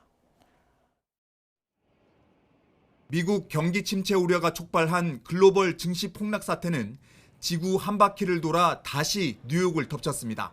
많게는 5% 넘는 급락으로 시작한 증시는 종일 마이너스를 그렸습니다. 3대 지수 모두 3% 안팎으로 급락했고 다우와 S&P 500 지수는 2년 만에 가장 큰 낙폭을 기록했습니다. 시장에서는 연준이 7월 회의 때 금리를 인하하지 않아 위기를 키웠다는 비판이 쏟아졌습니다. 다음 금리 결정 회의가 열리는 9월까지 기다릴 수 없다며 긴급 회의를 개최해 서둘러 금리를 내려야 한다는 주장도 나왔습니다. For 75 basis point emergency cut in the Fed funds rate with another 75 basis point cut indicated for next month at the September meeting. 연준에서 비둘기파로 꼽히는 인사는 시장이 과잉 반응하고 있다며 긴급 금리 인하 요구를 일축했습니다. 고용 지표가 기대보다 약하게 나오긴 했지만 경기 침체를 우려할 정도는 아니라고 진단했습니다. Jobs numbers come in weaker than expected, but not looking yet like recession. I do think you want to be forward-looking of where the economy is headed for making the decisions. 하지만 위험 자산인 비트코인이 한때 5만 달러 선이 붕괴되고 시장의 공포 심리를 나타내는 빅스 지수가 팬데믹 이후 4년여 만에 최대치로 치솟으면서 경기 침체 신호가 예사롭지 않다는 관측이 나오고 있습니다. 트럼프 전 대통령은 무능한 정부가 경제 위기를 불렀다며 해리스가 대통령이 되면 대공황이 덮칠 거라고 불안감을 키웠습니다. 경기 침체 우려가 커지면서 시장에서는 9월 금리 결정 회의에서 0.5%포인트 빅컷 금리 인하를 거의 확신하는 분위기가 형성되고 있습니다. 워싱턴에서 YTN 권윤기입니다. 어제 증시 급락과 관련해 최상목 부총리 겸 기획재정부 장관은 해외발 충격으로 주식시장에 한해서 조정돼 과거와는 다른 이례적인 상황이라며 합리적 의사결정을 할 필요가 있다고 강조했습니다. 최 부총리는 오늘 아침 서울 전국은행연합회관에서 한국은행 총재와 금융위원장, 금융감독원장, 경제수석 등과 함께 긴급 거시경제 금융현안 간담회를 연 자리에서 이같이 밝혔습니다. 최 부총리를 비롯한 참석자들은 미국 경기 둔화 우려 등의 요인에 대한 미국 시장의 평가가 충분하지 않은 상황에서 주말 이후 한국을 비롯한 아시아 증시가 과도하게 반응한 측면이 있다고 말했습니다. 티몬 위메프 정산 지원 사태와 관련해 국민의힘과 정부가 일반 상품의 경우 이번 주 안에 환불이 완료될 수 있도록 지원하겠다고 약속했습니다. 이와 함께 5천억 원 규모의 긴급 유동성을 추가로 공급하고 생계비 융자 지원도 함께 검토하기로 했는데요. 직접 들어보시죠. 우선 소비자 피해 구제를 위해서 일반 상품의 경우 신용카드사, PG사를 통해서 금주 중에 환불 완료될 수 있도록 지원하기로 하였습니다. 또한 피해 기업에 대해서는 2천억 원 규모의 긴급 경영안정자금, 3천억 원 규모의 신보기보 금융자원 등 긴급 유동성을 공급하고 임금 체불이 발생할 경우에는 대지급금, 생계비 융자 지원도 함께 검토하기로 하였습니다. 이와 관련해서 당에서는 피해 기업들이 조속한 시일 내에 지원받을 수 있도록 정부가 자금 집행을 서둘러 줄 것을 요청하였고 정부는 이를 적극 수용하기로 하였습니다.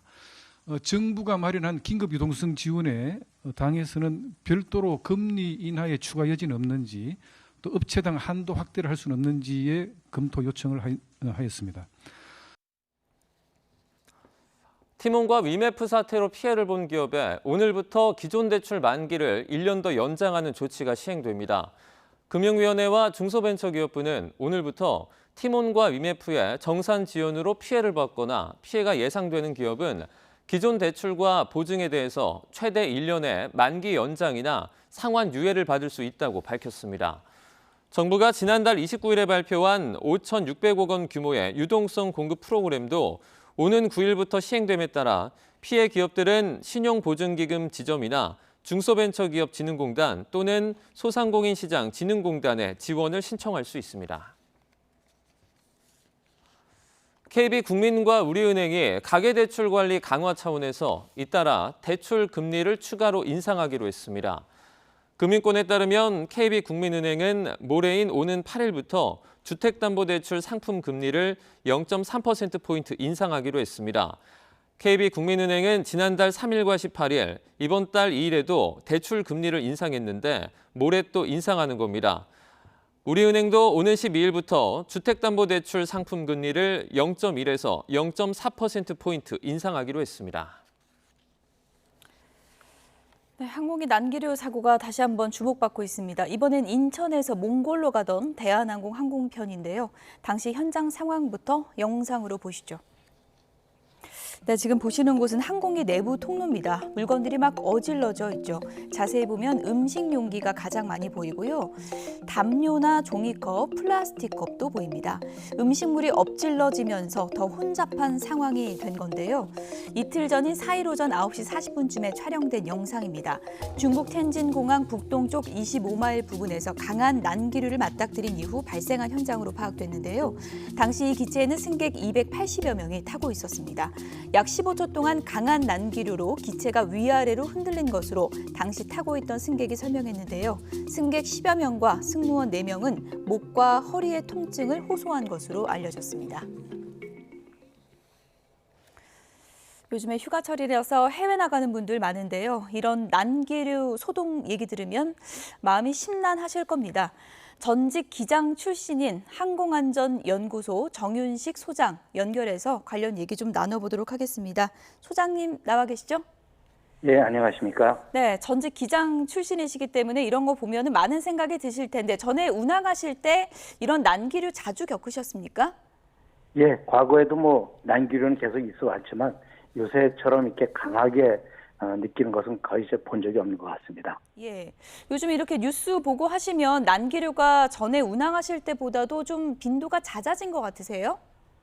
네, 과거에도 난기류 있어 왔지만 어쨌든 그 강도가 굉장히 증가된 것 같고요. 또 예측하지 못하는 그런 상황이 된 것 같습니다. 예. 과거에는 그에 따른 대처를 잘해왔거든요. 예. 항공기상청, 그다음에 항공운항관리사, 기장, 개체 승무원 모두 다 절차에 맞게 다 대처를 했는데 지금은 사실 그 대처를 못하고 있다고 봅니다. 그게 누구의 잘못된 행위로 잘못 대처라는 게 아니라 예측이 너무 빗나가고 있습니다. 그래서 기상예보는 예측이긴 하지만 예. 그 준비된 상태가 과거 경험과 또는 현상과는 매우 다르게 나타나다 보니까 그렇게 대처가 어려운 것 같습니다. 소장님, 그럼 전에는 그 기장 하실 때 좀 난기류 같은 게 좀 예측이 가능했었나요? 예, 지금 우리 비행 전 이제 항공기상청에서 준비된 자료를 보면 어느 지역에 청천 난류가 있다, 난기류가 있다 이런 것들을 다 예측을 하고 가고 있습니다. 그랬군요. 그래서 그 지역을 회피를 하든지 아니면 속도를 줄인다든지 이런 운항에 맞는 그런 절차를 수행하고 있는데요. 요새는 전혀 예측하지 못한 곳에 나타나다 보니까 이렇게 크게 발생이 되는 것 같습니다. 네, 조금 전에 그 난기류 상황의 영상을 보면 승객들이 모두 기내식 식사 중이었던 것 같은데요. 식기가 그 복도에 다 떨어지고 이런 상황이더라고요. 이 정도면 어느 정도 난기류라고 보십니까? 예, 기내 복도가 난장이 된 사진은 저도 봤습니다. 예. 특히 그 정도 되면은 거의 완전히 비행기가 일부러 누가 흔들어 놨다 할 정도로 굉장히 난장이 된 사진인데요. 예. 특히 식기가 이렇게 소프트 물질로 된 것 같으면 큰 문제가 없지만 독이로 된 식기라든지 이런 것들이 날아다니면서 승객들이 다치는 경우도 있고요.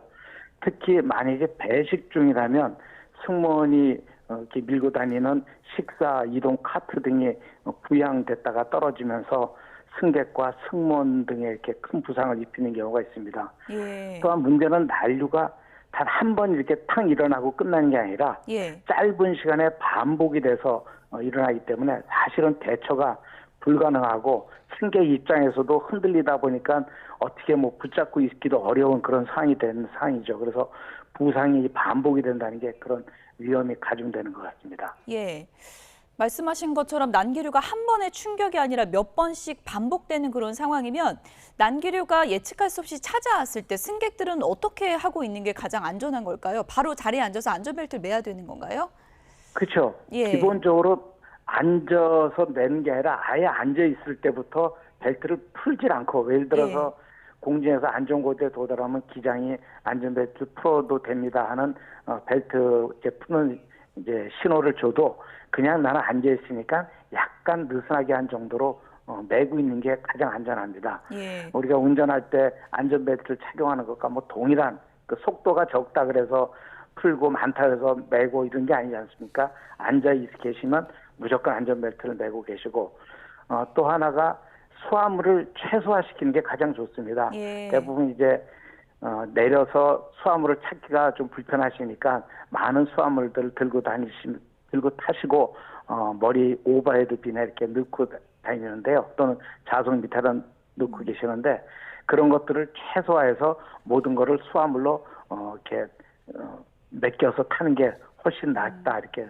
말씀드리겠습니다. 아무래도 장거리 노선 타신 분들은 중간에 벨트를 거의 풀고 있는 경우가 많은데 이런 매뉴얼도 다시 한번 좀 점검을 하는 게 필요하다 이런 생각이 들고요.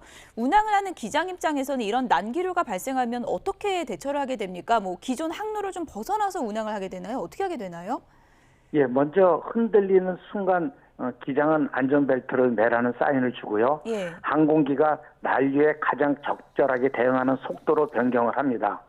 그리고서 다른 비행기에 리포트되는 사항들을 확인해서 고도를 변경할 것인가 말씀하신 것처럼 항로를 변경할 것인가를 결정을 하는데 이게 고도를 변경할래도 내 아래나 위쪽에 다른 비행기가 있기 때문에 고도 변경하는 게 사실 여의치 않습니다. 그래서 항로도 좌우측으로 벗어나기 위해서 노력을 하지만 실제 다른 비행기 항적 때문에 그렇게 피하지 못하는 경우도 많이 있습니다. 흔들리는 것보다 공중 충돌의 위험이 더 높기 때문에요. 그래서 일단은 속도를 줄이고 승객들에게 안전벨트를 착용하라는 사인하는 게 일단 우선의 제일 법칙이라고 하겠습니다. 예, 이 난기류 문제가 요즘에 최대 좀 쟁점으로 좀 부상한 그런 느낌도 있는데 이런 난기류 만나서 일어난 사고 가운데 뭐 최악의 경우에는 추락하는 경우도 있습니까? 실제 요새 현대 옛날 과거의 비행기와 달리 요새 현대 만들어진 그런 비행기는 공중에서 난기류 때문에 추락하는 적은 없습니다. 그렇군요. 뭐 날개가 흔들려서 부러진다든지 이런 것들은 생각 안 하셔도 되고요. 단지 공항 주변에서 이착륙할 때 우리가 말하는 윈드시어, 돌풍이라든지 마이크로버스트, 강한 하류라든지 이런 문제에 대해서 항공기가 사건 사고를 일으키는 경우는 있지만 공중 항로상에서 추락하거나 하는 경우는 거의 발생하지 않는다고 보셔도 됩니다. 예, 이 난기류가 유난히 좀 많이 나올 가능성이 있는 그런 노선이 좀 특별히 있는 건가요? 네, 과거에는 어느 정도 그게 예측이 되는데 요새는 사실 그것도 어렵긴 한데요. 그렇군요. 그래도 많이 나오는 것이 이제 우리 북반구를 기준한다 그러면 베링의 남쪽서부터 캄차카 반도, 그다음 홋카이도, 한반도 상공 이쪽이 가장 많이 나오는 것이고요. 그다음에 이제 적도 지역에서는 우리 정나눈 그런 때 구름에 의해서 발생되는 난류가 발생되는 경우가 많은데요. 그런 예측이 자꾸 안 맞으니까 이제 사실 운항 중에 굉장히 걱정이 되고 노선을 정하는 데도 굉장히 어려움이 있다고 보겠습니다. 예. 대한항공에서 뭐 기내식 메뉴로 컵라면 제공을 중단하겠다 이런 발표가 있었는데 이런 난기류 보면서 많은 분들이 이해가 간다. 안전을 위해서는 좀 필요하겠다 이런 얘기도 하던데요. 뭐 기내식 변화뿐만 아니라 난기류가 이렇게 예측할 수 없이 많아진다면 여러 가지 매뉴얼을 좀 바꿔야 된다는 얘기가 많은데 어떤 부분의 변화가 좀 필요하다고 보십니까? 예, 저도 그렇게 생각하고 있습니다. 뭐 항공사 입장에서는 좋은 서비스 한다는 건 항공사의 자존심이고 자랑이기도 합니다. 이건 뭐 승객이 선호하는 서비스를 중단하는 데는 큰 결심이 필요한 사항입니다. 왜냐하면 이제 매출과도 직결되기 때문에요. 뭐 이제 우리 농담 삼아 하늘에서 뭐 라면 먹기 위해서 비행기를 탄다 뭐 이렇게 얘기하시는 분도 있을 정도니까요. 그러나 이제 내용물을 갖고 있는 그런 높은 온도의 그런 음식물들은 실제적으로 몸에 이렇게 닿았을 때 굉장히 많은 이제 위험한 물이 있기 때문에 뭐 화상이 이런 커질 수가 차원에서- 있죠, 그러면. 예. 예, 그렇죠. 예. 이런 차원에서 승객을 위한 어려운 결정을 했다고 보는데요. 이런 것뿐만 아니라 실제 그 이동용 카트라든지 승객 수화물, 그 다음에 손님들에게 승객에게 제공하는 그런 좀 무거운 물질이라든지 이런 것들에 대해서 다시 한번 어떻게 제공하고 손님들에 대해서 벨트를 사인을 풀긴 하되 아예 내실 때는 반드시 뭐 착용하고 계시라든지 하는 그런 좀 매뉴얼의 변화도 좀 필요할 것으로 생각이 됩니다. 네. 무엇보다 가장 중요한 건 안전이니까요. 이 부분에 중점을 둔 그런 매뉴얼 변화가 좀 필요할 것 같습니다. 지금까지 항공안전연구소 정윤식 소장이었습니다. 오늘 말씀 감사합니다. 예, 감사합니다.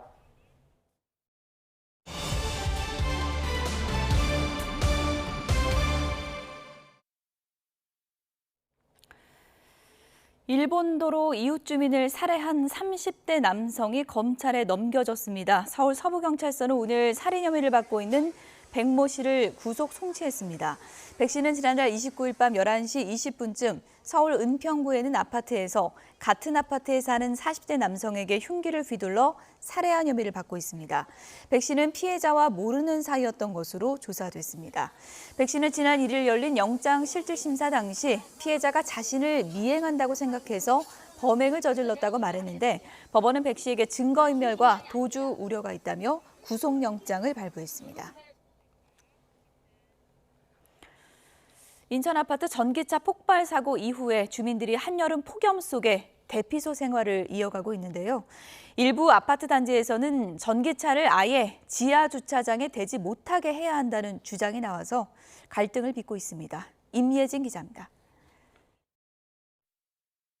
아파트 지하 주차장에서 일어난 전기차 화재 원인을 밝히기 위해 경찰이 국과수와 함께 차량 정밀 감정에 착수했습니다. 불이 난 전기차는 지난달 29일 저녁 7시 16분쯤 주차장에 세워진 뒤 충전도 하지 않았고 특별한 외부 충격도 받지 않았던 것으로 파악됐습니다. 경찰과 국과수는 화재 차량에서 배터리를 분리해 내부 결함은 없는지 살펴보고 있습니다. 원인 분석과는 별개로 온통 까맣게 그을리고 수도와 전기가 끊긴 아파트는 언제 복구될지 알 수 없는 상황. 푹푹 찌는 더위에 생필품만 겨우 챙겨 나온 주민들의 불편은 갈수록 커져갑니다. 아파트 인근 중학교에 마련된 임시 대피소입니다. 화재로 물과 전기가 끊기면서 주민들은 닷새째 이곳에서 생활하고 있습니다.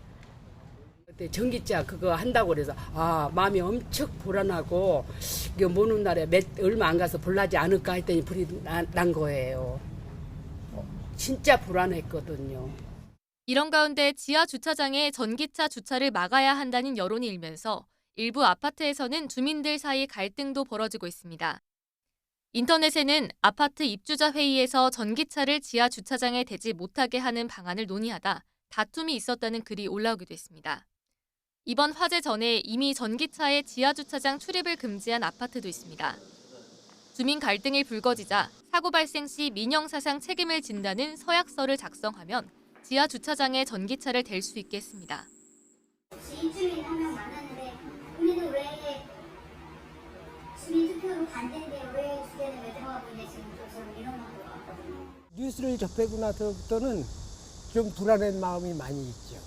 혹시 우리도 불이 나지 않을까 하는 그런 우려감이 좀.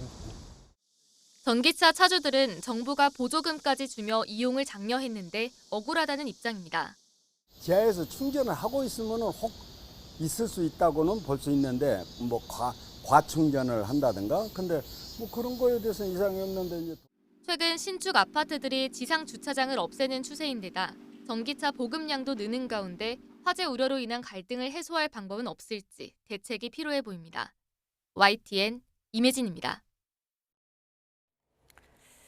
네, 전기차 화재가 또 있었습니다. 오늘 새벽 5시쯤 충남 금산군 금산읍의 한 주차타워에 주차된 전기차에서 불이 났습니다.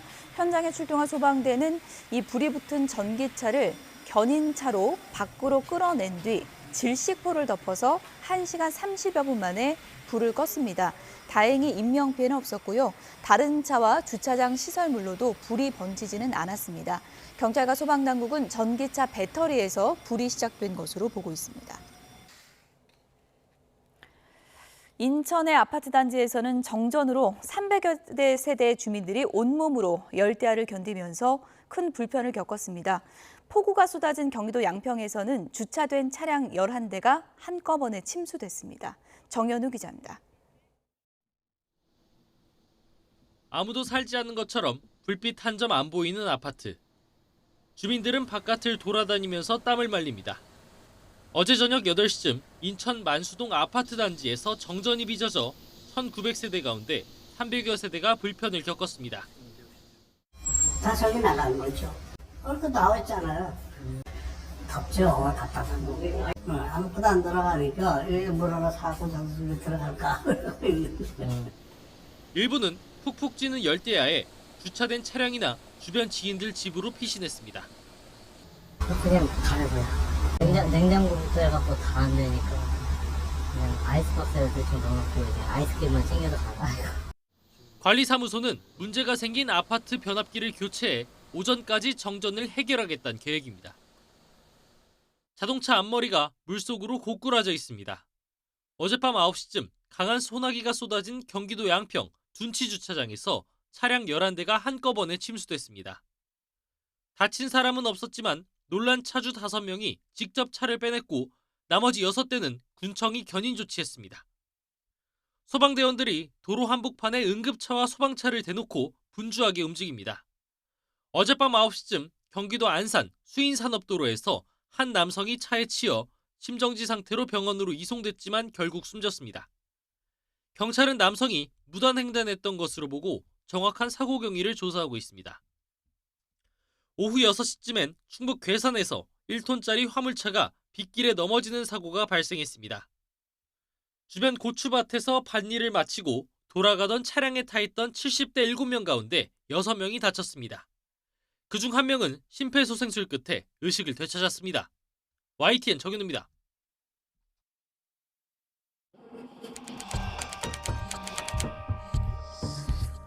뉴욕타임스는 익명의 현지 관리들을 인용해 2달 전쯤 숙소 내부에 설치된 폭탄이 원격 조종으로 폭발했다고 보도했습니다.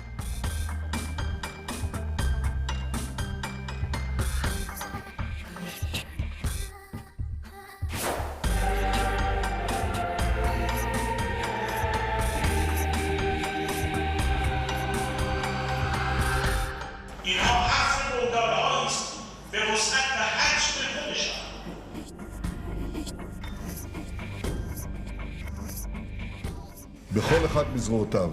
אנחנו ערוכים לכל תרחיש.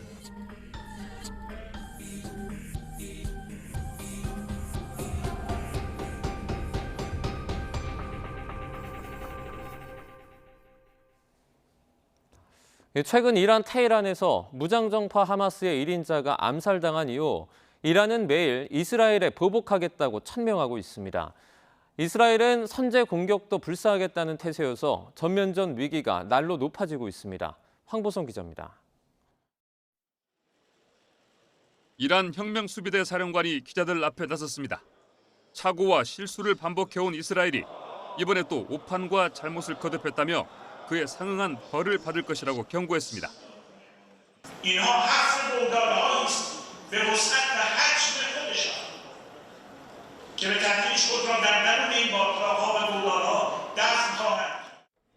이란 외무부도 이스라엘의 침략 행위를 벌하는 것은 국제법상 고유한 권리라고 강조했습니다. 또 이스라엘이 미국과 상의하지 않고 하마스 지도자를 암살했을 리는 없다며 미국 정부의 법적, 도덕적 책임도 크다고 주장했습니다. دست به اقدامات ماجراجویانه نمیزند فلذا بهتر هست دولت آمریکا به مسئولیت خود در این زمینه عمل بکند.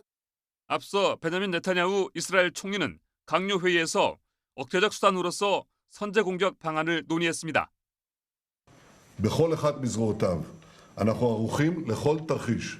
אין בהגנה ואין בהתקפה. ואני חוזר ואומר לאויבינו.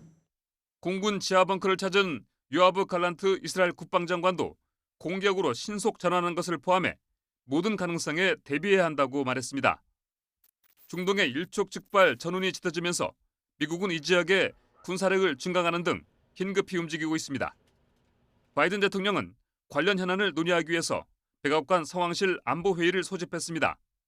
각국은 자국민 중동 여행을 자제시키고 항공사들은 중동 노선 운항을 일시 중지했습니다. 한국 외교부도 레바논과 이스라엘에 체류하는 우리 국민의 조속한 출국을 권고했습니다. YTN 황보선입니다. 이란이 조만간 이스라엘에 대한 공격에 나설 것이라는 전망이 나왔습니다. 이스라엘도 선제 공격을 검토하는 등 중동 지역 긴장감이 최고조에 달하고 있는데요.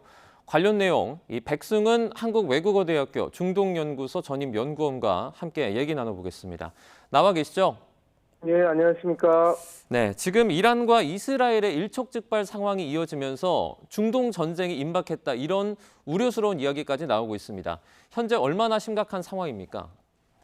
네, 토니 블링컨 미국 국무부 장관이 일요일 저녁 G7 정상들에게 이미 이야기를 했죠. 24시간에서 48시간 안에 헤즈볼라하고 이란이 이스라엘에 대한 즉각적인 공격을 감행할 수 있다라고 이야기도 또 전달을 했고, 지금 방송에서도 나왔지만 이란의 최고 지도자 카메네이도 다수의 관계자들에게 직접 이스라엘에 대한 보복을 감행하라 하고 이야기를 했다고 확인이 되고 있기 때문에 전쟁의 위기가 고조되고 있는 상황인 거는 맞습니다. 지금 상황이요. 지금 한국을 비롯해서 다른 나라들도 이란 인근에서 좀 모두 탈출하라 이렇게 명령이 내려진 상태죠? 네, 우리나라 외교부에서도 우리 국민들, 자국민들, 레바논과 이스라엘에 거주하시고 있는 국민들에게 되도록이면 돌아오라고 이렇게 이야기를 했고, 미국도 이미 자국민들한테 최대한 빨리 그 지역을 나왔으면 좋겠다라고 하고 그런 공고가 나간 상태입니다. 네. 미국 등 국제사회에서는 지금 자제 촉구의 목소리가 나오고 있습니다. 그런데 이 상황에서도 이란은 거부를 하고 있죠. 네, 맞습니다. 어찌됐건 테헤란에서 그들이 자신들의 대통령 취임식에 초청한 귀빈이 자신들이 제공한 공간에서 암살당한 것이기 때문에 자치권을 가진 국가로서는 어떤 행동을 취해야 되는 상황임은 분명하죠. 또 지금 소위 저항의 추구의 핵심 국가 이란으로서 자신들이 이제 계속해서 그림자 전쟁, 프록시 전쟁을 수행하고 지금 있고, 그것이 자신들의 가장 큰 외교적 자산이다라고 지금 이야기하고 있는 상황에서 자신들의 영향력을 유지하기 위해서라도 헤즈볼라나 후티나 다양한 시아파 민병대들 사람들에게도 이란이 절대 이런 상황에서 물러서거나 약한 리더가 아니다라는 것을 보여주기 위해서라도 일련의 조치가 지금 필요한 상황인 거죠. 네, 지금 이 상황이 그러니까 이스라엘이 하마스 정치 지도자인 하니에를 암살하면서 발발하지 않았습니까? 이 하니에는 좀 어느 수준의 어떤 인물입니까? 하니에는 아예 가자에서 태어나서 자란 인물입니다. 1962년생이고요. 샤티 난민 캠프에서, 가자 지구의 샤티 레퓨지 캠프 난민 캠프에서 자라났죠. 그리고 하니의 부모님은 원래 아시켈론, 그러니까 지금 이스라엘에서 원래 있다가 1948년 이스라엘의 독립전쟁이 발발하고 나서 팔레스타인들이 가자 지구와 서한 지구로 쫓겨나면서 이주를 해서 들어온 사람입니다. 네. 그래서 하니에는 그렇게 해서 태어나서 가자 지구에서 알아자르 학원에서 이제 중학교를 마치고 가자 지구에 있는 이슬라믹 대학교에서 이제 자란, 그러니까 어떻게 보면 이스라엘의 억압을 그리고 통제를 가장 많이 받아서 한 번도 국가를 가져본 적 없고 그런 억압 상황에서 계속 자라난 인물이죠. 그리고 하니에는 어떻게 보면 바닥에서부터 정상까지 올라간 인물이라고 할 수가 있습니다. 하니에가 1980년부터 소위 말해서 이슬람 스쿨 블럭, 그러니까 소위 말해서 지금 하마스의 단신이 되는 학생운동 단체거든요. 거기서부터 시작해서 자기 1980년대 1차 시민봉기 인티파다가 이제 벌어지면서 이제 하마스가 성립되는데 하마스의 초기부터 끝까지 자기가 이렇게 활동을 했었고, 그래서 감옥에도 3차례 복역을 하고 1989년에는 3년간 복역을 마치고 레바논 남부로 추방됐다가 오슬로 협정이 맺어진 가자 지구에 돌아와서 그때 당시 지도자였던 야신 밑에서 계속 크면서 자기가 이렇게 정치력을 키웠던 사람이죠. 그래서 2004년 야신이 암살된 이후에서는 하마스의 최고 지도자로 계속해서 2017년에 이제 그런 그 액티브한 롤을 내려와서 정치국, 소위 말해서 외교전을 펼치는 정치국 수장이 돼서 카타르에서 활동을 하고 있었던 인물입니다. 근데 이제 한 가지 우리가 복귀해야 될 것은 그 한이에는 2004년부터 2017년까지는 상당히 하마스의 지도자로서 그런 액티브하게 그 활동적인 활동을 했지만 2017년 이후에는 직을 야야 시누아르라고 하는 지금의 수장한테 넘겨주고 정치국 수장, 한마디로 그런 선전전과 외교전 그리고 그런 여러 가지 협상을 담당하는 공식적인 인물로 활동을 카타르에서 하고 있었던 사람이거든요. 근데 어떻게 보면 이런 인물에 대해서 이스라엘이 암살을 시도했다라는 것은 어떻게 보면 조금 좀 과한 그 제스처였다고 볼 수 있는 부분도 있는 것이죠. 네, 교수님, 그 이스라엘이 이번에 한이엘을 암살한 걸 두고서 그러니까 이스라엘이 하마스와의 전쟁을 끝낼 생각이 없다 이런 시선의 분석도 있는데 이건 어떻게 보십니까? 당연하죠. 왜냐하면 지금 말씀드린 대로 한이엘가 지금 모든 그 이스라엘과 팔레스타인 그 평화협정의 그 협정 대상자로 나왔습니다. 물론 이제 그 이스라엘은 우리는 평화협정 없다 얘기했지만 어찌됐건 인질이라든지 뭐 카타르와 이집트가 되게 중재를 해서 어떤 그 협상안이 그 임시 그 휴전안이 나오고 있다라고 이런 모든 이야기가 나올 때 측의 그 협상 대상자는 한이었던 거거든요. 네. 근데 이제 그 협상 그 파트너를 지금 암살해서 없는 상태이기 때문에 지금 단기적으로나 중기적으로는 지금 어떻게 새로운 협상 파트너가 세워지기 전까지는 협상이 잘 진행되기가 쉽지 않은 상황인 것이죠. 그 한이의 암살 경과를 보고도요, 이란과 이 서방 언론의 좀 어떤 분석이나 의견이 좀 엇갈리는 부분이 있거든요. 이거는 왜 그렇습니까? 왜냐하면 이게 있습니다. 지금 서방 언론은 이제 암살, 그 폭탄이 거기 이렇게 심어져서 거기서 폭탄이 터져서 죽었다. 이미 몇 달 전에 폭탄을 심어놓고 뭐 이렇게 했다 이런 얘기까지 나오고 있는데요. 네. 이란 입장에서는 아니다 드론 공격을 받았다고 이렇게 얘기합니다. 근데 지금 제가 그 이란 그 방송도 지금 보고 있지만. 이 결과적으로 이런 거거든요. 소위 그 바시지 그룹, 소위 이란의 민병대에 있던 사람들이 거기 가서 아마 그 폭탄을 심었었을 것 같아요. 근데 문제는 이겁니다. 이게 이렇게 되면 이란 입장에서는 상당히 큰 문제입니다. 왜냐하면 이게 단순히 이스라엘의 공격을 해서 죽은 게 아니라 그 국가 전복 세력이 내부에도 있다라는 소리거든요. 적과 내통을 해서 자기 요인의 암살을 하고 대통령 그 취임 행사의 귀빈들이 모시는 장소까지 해도 이미 다 거기 폭탄을 심을 정도로 적과 내통을 하고 있는 세력이 있다라는 걸 공표하는 격이 되니까 이제 이란 측은 되도록이면 드론이나 그런 그 미사일 공격으로 암살이 됐다라고 얘기를 주장하고 싶을 거고 이제 뭐 사실 다양한 외신에서는 팩트에 기반을 보도하는데 그 외신에서는 아마 그 안에 있는 내부 밀정들, 그러니까 소위 말해서 포섭된 그 바시즈 그룹 사람들이 암살에 가담했다 이렇게 되는 것이니까 이란 입장에서는 이건 그냥 단순히 공격을 받았다라는 게 아니라 체제에도 위협을 줄 수 있는 얘기이기 때문에 상당히 그 부분에서 보도가 지금 나뉘어서 나오고 있는 것으로 보입니다. 그 각자 본인 측에 유리하게 좀 분석을 하고 있지만 이제 교수님께서 보시기에는 그러면은 뭐 서방 언론의 입장이 조금 더 뭐 타당성이 있다 이렇게 보십니까? 왜 그러냐면 드론을 이용해서 공격을 하기에 그 위치가 남쪽에는 남북 다 산이 있는 지역이라서 그 드론을 운용하기가 쉽지 않은 지역이라고 다 이야기를 해요. 네. 그래서 지금 뭐 남쪽으로 들어왔던 북쪽으로 들어왔던 이게 어떻게 되든 그 안에서 쉽게 드론을 띄우지 못하는 상황이고 넘으려면 산 뒤에서 넘어와야 되는데 그러기에는 리스크가 너무 크고 발각되기가 너무 쉽기 때문에 그거보다는 아마 폭탄이 미리 소위 이렇게 신비가 돼서 거기서 이제 그 폭탄이 터지면서 암살이 됐다라고 보는 그 서구 그 언론이나 전문가들의 의견이 신빙성이 더 높아 보입니다. 지금 군사 충돌을 앞두고 이스라엘이 이란보다 선제적으로 공격할 수도 있다 이런 어떤 분석도 나오는데 이건 어떻게 전망하십니까? 이스라엘 입장에서는 자기네들이 준비가 돼 있다. 어떠한 공격이 오더라도 우리는 곧바로 즉각 대응을 하겠다라고 하는 어떻게 보면 억지력을 보여주기 때문에 위해서 이렇게 얘기하고 있는 걸텐데요.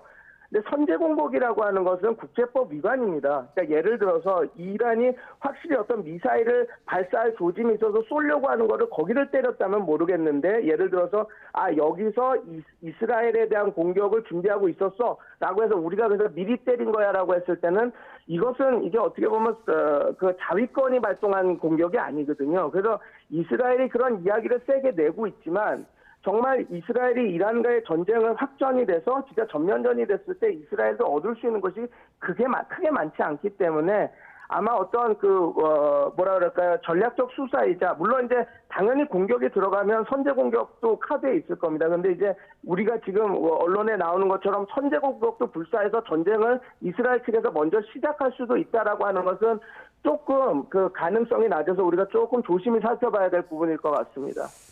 미국이 이번에 한이의 암살 작전을 사전에 통보받지 못했다 이런 소식도 전해지고 있습니다. 그러면 이제 미국이 어떻게 보면 이스라엘이 미국의 통제에서 벗어난 거 아니냐 이런 얘기도 나오거든요. 미국의 통제력을 잃었다라기보다는요. 이스라엘은 자국의 안보 문제에 관해서는 늘 미국의 통제력 밖에서 자기가 활동을 했습니다. 물론 우리가 착시에 빠지면 안 되는데요. 미국과 이스라엘은 동맹국입니다. 서로 가까운 사이죠. 그러나 여러 가지 그 안보 의제에 이렇게 왔을 때는 이스라엘은 항상 자신의 국익에 기반해서 선택하는 선택을 늘 우선해 왔습니다. 여태까지 이뿐만 아니라 오시리크 작전이든 그 기존에 이스라엘이 했던 여러 가지 첩보 작전들을 이렇게 복기해 보면 미국의 그 반대나 이런 것들이 큰 변수가 되진 않습니다. 가장 큰 변수는 이스라엘 본인들이 이 문제는 우리 외교 안보의 큰 문제다라고 했을 때 감행을 했기 때문에요. 네. 이 지금 한이엘을 암살했다라는 것 자체를 미국의 통제력을 잃었다라고 그냥 그렇게 보기에는 좀 낮지만 지금 미국과 이스라엘의 그 사이가 상당히 지금 좋지 않은 상황이다라고는 우리가 볼 수는 있겠죠. 네, 이제 이란과 이스라엘 갈등이 전면전으로 번질 가능성이 제기되면서 국제사회가 촉각을 곤두세우고 있는 상황이라서 예의주시할 필요가 있어 보입니다. 관련해서 새로운 소식이 들어오면 또 저희가 바로 전해드리도록 하겠습니다. 이란과 이스라엘 갈등, 백승훈 한국외대 교수와 함께했습니다. 교수님 고맙습니다. 감사합니다.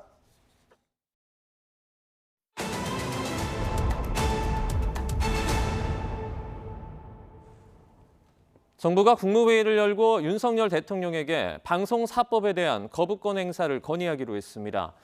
한덕수 국무총리는 국무회의에서 이른바 방송사법은 그간 누적되어 온 공영방송의 편향성 등을 더욱 악화시킬 우려가 크다는 지적이 많다며 이같이 의결했습니다. 방송사법은 지난 21대 국회에서 윤석열 대통령이 거부권을 행사했던 방송 3법에 방통위 의결 정족수를 4인으로 늘리는 내용 등을 추가한 것으로 국회 본회의 통과와 정부 이송 일주일 만에 거부권 행사 절차에 들어갔습니다. 윤석열 대통령은 오늘 국무회의에서 의결한 방송사법에 대한 제2요구안을 오늘 곧바로 제거하진 않을 것으로 보입니다. 대통령실 고위 관계자는 YTN과의 통화에서 윤 대통령이 휴가 중인 점 등을 고려해 방송사법에 대한 제2요구권 행사는 오늘 당장 이루어지지 않을 수 있다고 밝혔습니다. 국회 과학기술정보방송통신위원회 소속 야당 의원들은 방송통신위원회를 찾아 현장 검증에 들어갔습니다. 야당 의원들은 오늘 오전 10시쯤 정부 과천청사에 도착해 방통위를 상대로 MBC 대주주 방송문화진흥회와 KBS 이사 선임 과정에 대한 자료 등을 요구했습니다. 과방위 야당 간사를 맡은 김현 의원은 불법적인 이사 선임 과정의 사실관계를 확인하겠다며 독립기구인 방통위에 협조를 당부했습니다. 앞서 야당이 발의한 이진숙 위원장 탄핵안이 지난 2일 국회 본회의를 통과하면서 이 위원장은 직무가 정지된 상태입니다. 법무부는 모레 오후 2시부터 정부 과천청사에서 사면심사위원회를 열고 광복절 특별사면 복권 후보자를 가릴 예정입니다. 사면심사위는 박성재 법무부 장관과 송강 법무부 검찰국장, 정의도 대검찰청 공판송무부장과 5명의 외부위원으로 꾸려집니다. 이번 사면 대상에 드루킹 댓글 조작으로 징역 2년을 선고받고 복역하다가 재작년 복권 없이 사면된 김경수 전 경남도지사나 문학의 블랙리스트 의혹으로 1년 2개월의 형기를 마친 조윤선 전 청와대 정무수석 등이 포함될지 관심이 쏠립니다. 경기장 바깥에서 성공적인 올림픽을 치르기 위해 뛰는 사람들이 많습니다. 전 세계 44개 나라에서 파견된 경찰도 그 가운데 하나인데요. 우리나라 경찰도 파리로 파견돼 현지 관광객들의 안전을 위해 땀을 흘리고 있습니다. 조수영 기자입니다. 전 세계 관광객으로 붐비는 파리 몽마르트르 언덕. 수많은 인파 사이로 대한민국 경찰복이 눈에 띕니다. 우리 경찰관들이 프랑스, 스페인 경찰관들과 합동 순찰을 하는 모습입니다. 파리올림픽을 위해 44개국에서 경찰을 파견해 현지 안전지원단을 꾸렸는데 한국 경찰관 30여 명도 활약하고 있습니다. 한국 경찰분들도 계시고 순찰도 돌고 하시는 거 보니까 치안도 좀 잡혀 있는 것 같고 여행지 구경하는데 안심하면서 이제 돌아다닐 수 있을 것 같습니다. 안전지원단은 여행객들이 많이 찾는 지역을 순찰하면서 노점상 단속과 불심 검문 등을 하며 범죄 예방 활동에 주력하고 있습니다. 또 유실물 피해, 소매치기로 인한 도난 상황 대응도 지원하고 있습니다. 실제로 한국인 관광객이 카메라를 도난당해 경찰서를 방문한 일도 있었습니다. 도난 피해에 대한 수사 절차를 진행을 도와준 일이 있습니다.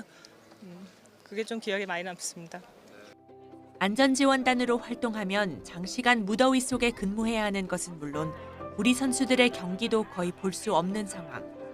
하지만 관중이기도 한 관광객들의 응원을 받으며 거리에서 안전한 파리를 만들어가고 있다는 데 보람을 느낍니다. 이곳을 찾은 우리 국민 여러분들께서도 안전한 우리 국민이라는 자부심을 느낄 수 있도록 우리 안전지원단도 함께하겠습니다. 대한민국 화이팅! YTN 조수연입니다. 파리올림픽에서 유도 개인전 은메달과 단체전 동메달을 목에 건 허미미 선수. 독립운동가 허석 선생의 후손으로 알려져 있죠. 허미미 선수가 오늘 오전 대구 군위군 삼국유사면에 마련된 허석 선생 추모비에 참배했습니다. 메달 2개를 걸고 당당히 현조부 앞에 선 허미미 선수. 4년 뒤 반드시 금메달을 목에 걸고 다시 찾아오겠다 이렇게 다짐을 했다고 하네요. 독립운동가 허석 선생의 5대 손인 허미미는 한국인 아버지와 일본인 어머니 사이에서 태어났고 별세한 할머니의 유언에 따라서 한국 국적을 택해 태극마크를 달았습니다. 그룹 방탄소년단 지민이 군복무 중에도 솔로 2집 타이틀곡 후로 미국 빌보드 차트에서 역주행을 이뤄내며 인기를 이어가고 있습니다. 빌보드 차트에 따르면 후는 메인 싱글 차트 핫백에서 전주보다 2위 상승한 12위를 기록했습니다. 후는 팬덤의 화력이 이 발매 첫 주에 집중된다는 통념과 달리 발매 2주 차에 오히려 순위가 올라 노래의 인기를 입증했습니다. 네, 주택이 활활 타고 있습니다. 미국 캘리포니아 샌버나디노 야산에서 큰 불이 나서 주택 여러 채가 타고 주민 대피령까지 내려졌습니다.